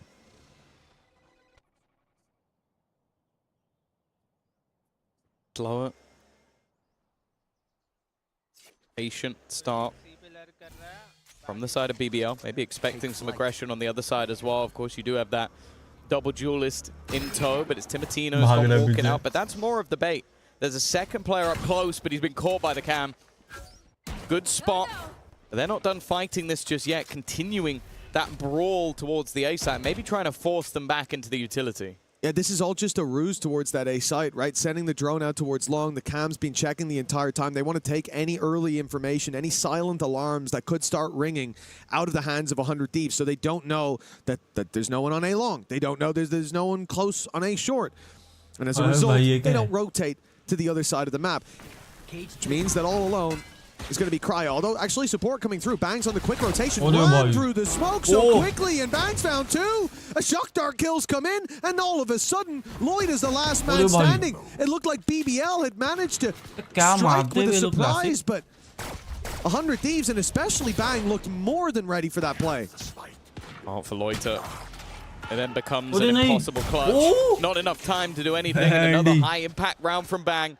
A triple kill over on that C site, and honestly, it's looking like his site at the moment after the TP play we saw earlier. Now holding on that side of the map. But even just the way he danced around his own utility had that additional support as well. And an important victory to grant them the lead. And I think for Bang, what's important to highlight is like this guy's been in a position where he's had a lot of impact so far, down from the utility, from the survivability and keeping the smokes online, but mainly those paranoias have been on fire. They got 100 Thieves. I think 2 of the 3 rounds that they found on Split were because of entries that came off the back of that paranoia, perfectly timed, perfectly positioned. But now he's starting to have big individual rounds as well. Top of the scoreboard for 100 Thieves at the moment. And that's a dangerous prospect. The From the Shadows success, no doubt, giving him a little bit more confidence. Peppering those players from behind. It looks like we might have another small break in the action. Hopefully nothing to keep you too long. We'll see if I can get a rematch. I'm confident this time, to be honest. I think the strategy is to start with paper. He started scissors last time, so he'll change. Always. Right. Very embarrassing if I'm wrong, but hey, no time for that. It was already embarrassing. We'll get the game in off camera, off stage, so I can say I won no matter what. But you could have done that anyway, but you know. That's true, actually. They didn't just see no it, one would have believed you. Yeah. He was asking me what I picked as well, so I could have just lied. I could have been like, oh yeah, I picked scissors, mate. Unlucky. Yeah, but that would have kept you up at night. It would have, yeah. I need to win fair and square. And I will, one day. I'll figure him out. Well, let's see if 100 Thieves can figure them out. As right now, the lead is already found and a chance to extend it even further up against the Pistols. But this is where BBL do some of their finest, and by that I mean stress-inducing work. But the Pistols, it's only 2 bandits to work with. Majority classics. And Loida has ripped Asina's head off. I believe he was blind also. Oh. Giving them an opener. And a weapon. A few spam shots going through. 3 players will be on this A side of the map, but it seems like BBL want absolutely nothing to do with it. And a lot of this is just being covered off by utility. Already spamming a couple of bullets towards the dart, trying to hold players to that side of the map, and it has done exactly that. But now they need to get running. They need to get moving. As Cryo's here completely alone. Bear in mind that Spectre has been put into the Neon's hand. A good trip will get one, but it's an immediate trade back. Solid work from Larocque. The plant being baited to try and get somebody to try and swing if they were close. Instead, though, the shock dart will come through. Do quite a lot of damage, in fact, to Larocque, but he still stands. Phoenix damage. Plan found for Larocque as well, 2 away from a run it back, and this is an all-out aggression from the attacking side. They're going straight into the spawn, but the stun back in return has at least bought a moment of reprieve for this squad. It doesn't last long. Lover's Rock. Some of the kill feed says Bang killed him after he died, which is, it must have been instantaneous. But what a play from BBL to come into that round having as little as they did, 2 bandits find the opening. And again, I'm pretty sure Larocque was flashed when he found that opening. Or was it Loida? Loida, yeah, I'm pretty sure he was blind. That's crazy. Eats the flash and just pops the headshot. Anyways, fair enough. And that Spectre's what ends up closing the round as well. So that is a bitter defeat for 100 Thieves. They get the start they were looking for, but it really does feel like nothing is separating these 2 teams. Well, now you get that massive injection of cash. You look at the investment into rifles for the side of BBL. Of course, the only freebie is Lover's Rock. There's going to have the Outlaw, which, to be honest, would have been his weapon of choice. I like this push-up, though, from Matino, but unfortunately the trip is going to be in his way. No sneaky play to be had. Hoping maybe there was a way under it, but he's definitely too tall for that. Another for Loida, that walk out of the smoke almost got a lot for Asuna. Damage, but nothing to convert into kills. The problem with having the pistols, of course. And the rest of the squad now just going to sit back and wait. Let the spike explode and avoid giving any orbs away. When you look at the orb play for BBL already, the ultimate economy, the main man who would want those already has them. Larocque would run it back for the next round, the full buy of 100 Thieves. And especially on the attack side, like, well, obviously on the defense, in terms of playing the retake, it's going to have a lot of value. So for Asuna coming into the next round, if they can find an orb, if he finds a pick, that's going to be huge.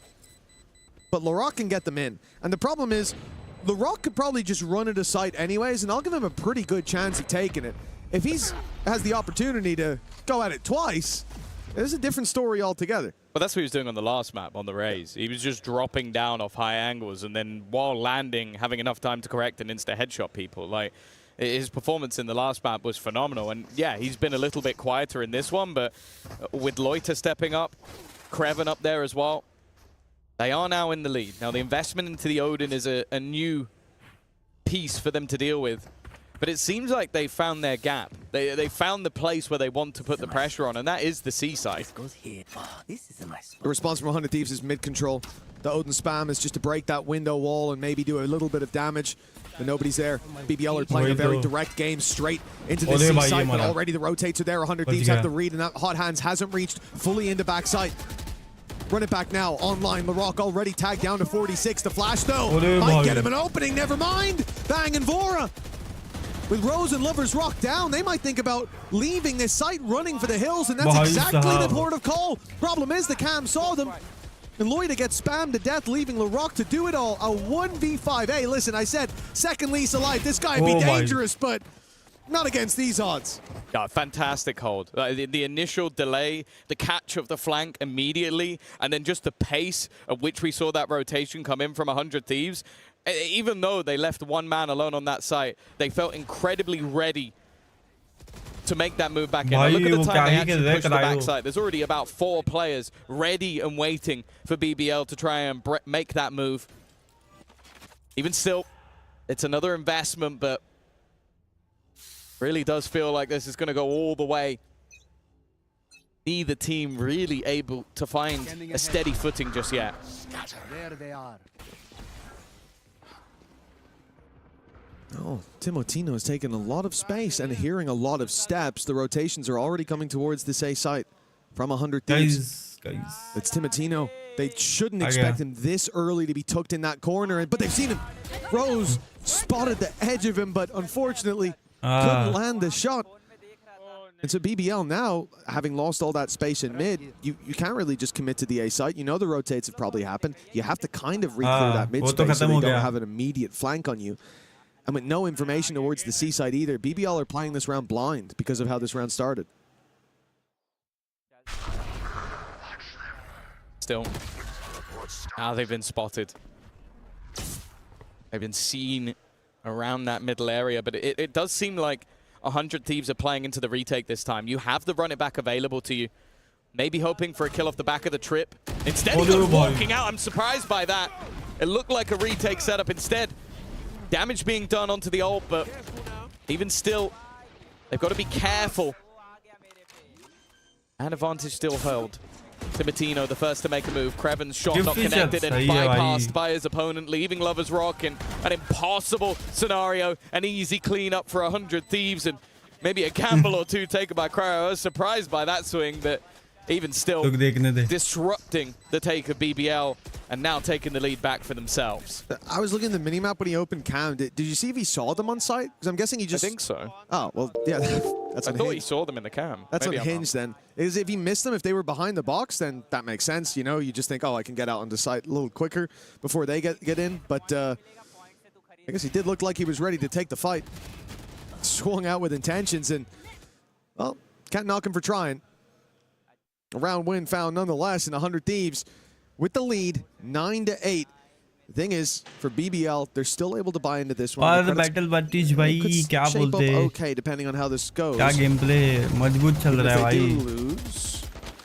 Grab a plant out of this situation. अरे तुम नहीं कर रहे हो क्या battle भाई? That are close by as well. But the reality is, 100 Thieves, they have plenty of credits. They can keep rebuying. They also have ultimates that are coming online. The Hunter's Fury, especially for Vora. The lead under their belt. देखा सारे समोसा खा दूँ. And they'll be across this line. So well placed, but it's just whether or not he moves at the wrong time. Drone needs to be denied. Instead, they're going to try and catch him. Maybe not the best position anymore. Never mind. The Odin is cleared. Pinged up is going to make it awkward, but instead, Aster again. This is looking like a complete shutdown, and now they're almost tempted to get aggressive to clear out those remaining couple. Rifle retrieve for Loiter. It's the deadly duo that were desired by many. Turning this round seems impossible. They are boxed in. Yep, and now they know it.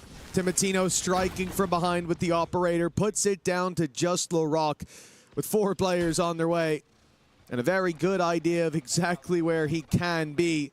If he doesn't even get spammed behind that box, I'll be surprised. And now he certainly will. Asuna takes him down for double digits on 100 Thieves, and they do it in flawless fashion. If you thought their money was a problem before, it most definitely will be now. And for BBL, after a close, incredibly close first map, going to OT, and then a dominant second in their favor. 1.5 घंटा निकाला फिर भी चलेगा. Seems like they might be running match out of पे steam depend है. at the very last moment. It's been a back and forth series. Even the way that first map started. ये अपने ये ड्रैगो ये trap अपने को तीनों का स्ट्रीम डाउनलोड करके एडिट करके देगा. BBL. Then map number 2, after 100 Thieves took the victory, I was going in saying, oh, they need to have a dominant half. Well, they had a dominant 13 rounds in a row. And now, this map has been anything but dominance. It's been back and forth all the way through. 3 rounds in a row is the most that any team has managed to garner in a streak. And well, after a few in a row, that's the moment that a pause comes through. The lead from the BBL coaching staff, a chance potentially for them to get some wise words from Key, but it's a scenario where you fought tooth and nail. You've shown that maybe there's more depth to your map pool than you might have expected with Split, and obviously Haven being a little bit further down their pecking order. But if this is the first time we see 4 rounds in a row in this map, I wonder if it might be the trigger towards the end. Well, this is the last stand of BBL. 100 Thieves are about to hit 11. It will have to be a gargantuan effort to get back into the game if they lose this one. The full bike comes into play. No credits for the next spam from Asuna. He's put under pressure. Vora delivers, but the kills, at least for now, not picking a favorite. Trading back and forth. Kreven's done his work, but there is much more to be done. BBL calling the freeze for now, or perhaps the full-on retreat, leaving the A site, making their way. If it's towards those pings, I fear they may go C. No, okay, into the window. I think they were saying be careful of the C push, and that's a good thing because now look at where Timotino is. The operator's waiting on C, watching for Garage, watching for C long. But the B site, the easier fight. Still Bang to deal with. He's actually stepped away. Fury could deny them. Look at the position of Vora. You don't play this spot for no reason. He's trying to get them, and he's caught Loiter, his third kill of the round already. Rose will get his own ultimate online from this plant, but it's finding a position where he's able to use it. And I think he's just going to have to commit to playing the site alongside his teammate, Laroc in the back. That's Bang spotted, but the other two are still unknown. There could be a player flanking through middle that they have to be aware of. The spam shot's not bad, but not quite the kill, and Bang leaves it now just to Rose. A nice first shot. He's so desperate. He gets them all. 5 HP for Rose. But once again, he shows those thorns. It seemed like it was BBL's darkest day, and Rose decides to bloom. A fantastic clutch from a man on 5 HP against players held in much higher regard than him. That is something else. It was an even trade situation to start this out, but it looked like the work was done.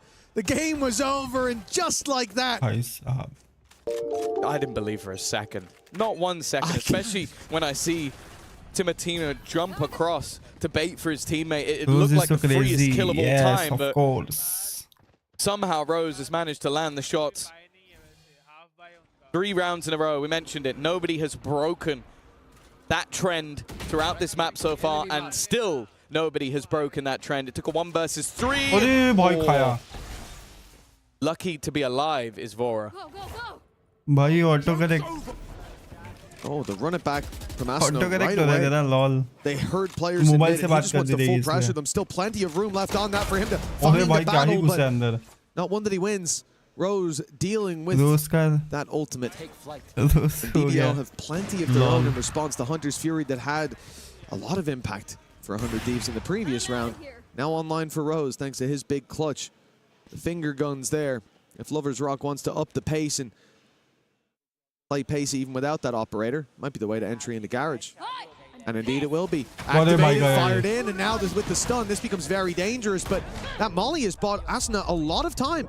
He's able to slip out, he's made it to long. He should have been dead to rights. That paranoia also helped him. Bang slowed them down, walking on the other side, but Laroc's won the fight. Spike now going back towards A. An aggressive push coming in, but the lurk of Kreven has been dealt with. Leaves things back into a 3v3 scenario. Now they know exactly where their opponents are sitting. The aggressive Heaven spawns bait, but Rose has been dealt with immediately. Puts them back. But 2v3, another clutch scenario needed for BBL. It's a big round for Laroc, and now Lloyd is joining him. Do we do, let's go. Bang and Cryo BBL and they're split as well. They're coming from different sides. Time is against them now, ticking. Ever quicker is the spike. The timing for Bang perfect as he catches Lloyd, and now just Laroc left to deal with. Caught in the corner and taken out with plenty of time left. 100 Thieves. They managed to make it all the way to 11. Hey, they definitely got a little bit spicy in the middle, and a good recovery towards the end of the round. The breakback's also going to cause massive issues for the economy of that BBL side. Bear in mind that only a singular player survived in the last round. They were having to utilize Guardians, etc. And with advantages found in this round, they weren't able to capitalize. Even the shots connected, it was just timing of that push through the smoke. And you can see what they've had. It's Laroc with a run it back and a rifle. Everybody else will be down to the pistols. They're going to need him to have a lights out round. This, if ever, is his moment. All eyes on Laroc. The Phoenix with the ult online. And in fact, this push towards the C side. Oh, it started well. They've actually managed to send Timotino backwards on 40 HP. Creven falls, unfortunately, but that rifle of Larocque is all we're worried about. How much can it get done? It's being caught by a trap. More time delayed, more time wasted. The op now fires, but it catches him as he's fading into... Missed! Oh my goodness, the shorty came out for Timotino. Cryo rushed in for a big side swipe. And what looked to be a scary round with that run it back leading the charge with the op shots missed with the damage onto Timotino ends up as a flawless. They are set up and ready to close out this map. The third and final in the series. They've had to fight tooth and nail to claw their way through their maps, with Split in the middle being a different story. However, if they make it into that playoff stage, I don't think they're going to give a damn how they got there. The main thing is making it there, having that extra preparation time for what will be coming up next week. And for BBL, they are around the way from having to try and fight versus EDG again. It's a faster pace, but Cryo again. For the moment. Caught the push-up from Bang. It's going to be an interesting one, and he's found another victim. Leaves another disadvantage TP to the other side of the map, with the spike, in fact, from Loiter. Mates are nowhere to be seen. They're waiting for the rotations to be pulled. Might be able to get a plant that, I don't know, I feel like it would leave me confused, and I can see everything that's going on. It's too risky as well. He has no idea if there's a player close to him in heaven. You plant, he kills you, nobody can stop the defuse. Have to wait for the rest of the team, but the problem is the longer that takes, and they don't know if short or long are clear, they have to take their time. But now 100 Thieves start to realize they're not going to keep 3 players outside C. They're going to push. They're going to go through mid, through garage, see that nobody's there. Eventually, you're going to have Asuna check C long. No one's there. And all the pieces start to add up. It starts to make sense. 30 seconds on the clock. And as soon as they're spotted here, there's going to be a player on their back immediately. BBL should expect that. No noise across the map. Somebody must be contacting somewhere. But can they expect them to be this close? Bang. Drawing their eye to start with. Still has a paranoia, and that's going to be set up any moment now. They're waiting for it. In fact, there's the paranoia. Now the swing comes through. And he misses. It's a whiff from Timotino. A lifeline for a BBL that looked dead to rights moments ago. 3 players all for the same angle. A spray down could solve this. Could give BBL another chance, but Lloyd has to do it all. Rose showed him it was possible, but not this time. 100 Thieves, 13-9, with a bounce back from the desolation of Split. They've locked in and planted their flag in playoffs. Last year, EWC, they were placed into the group of death. Of course, a lot has changed since then. New players, new blood. I think Timotino has definitely been one of the most exciting to add into this roster. But the changes of coaching staff as well have brought them to a place they've not made it to before. The playoff stage is theirs. And for BBL, this means another fight needs to be had if they are going to make it into that playoffs bracket later in the tournament. It is a big step up from 100 Thieves and a victory well earned. And I think you see exactly what I was talking about during that game as well. The shirt game from MBS, almost as beautiful as 100 Thieves game on the server. It's great to see them living their best life down there on the stage. And I say down there, right behind us on the stage.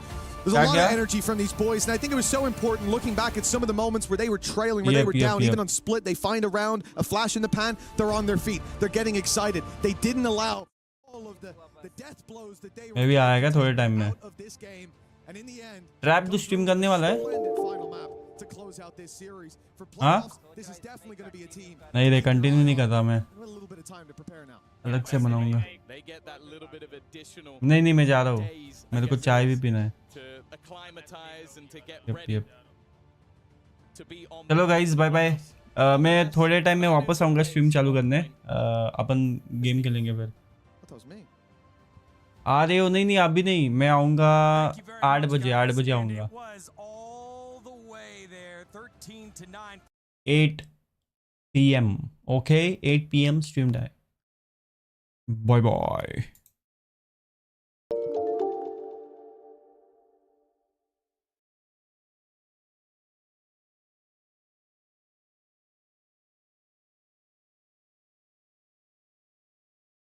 Go 1R said Itni Michael Letty. at night. To subscribe the channel and like the stream for more fun contents. This is an family-friendly stream, so enjoy your movement with smooth chat experience. In Discord by this link for secret giveaways on server.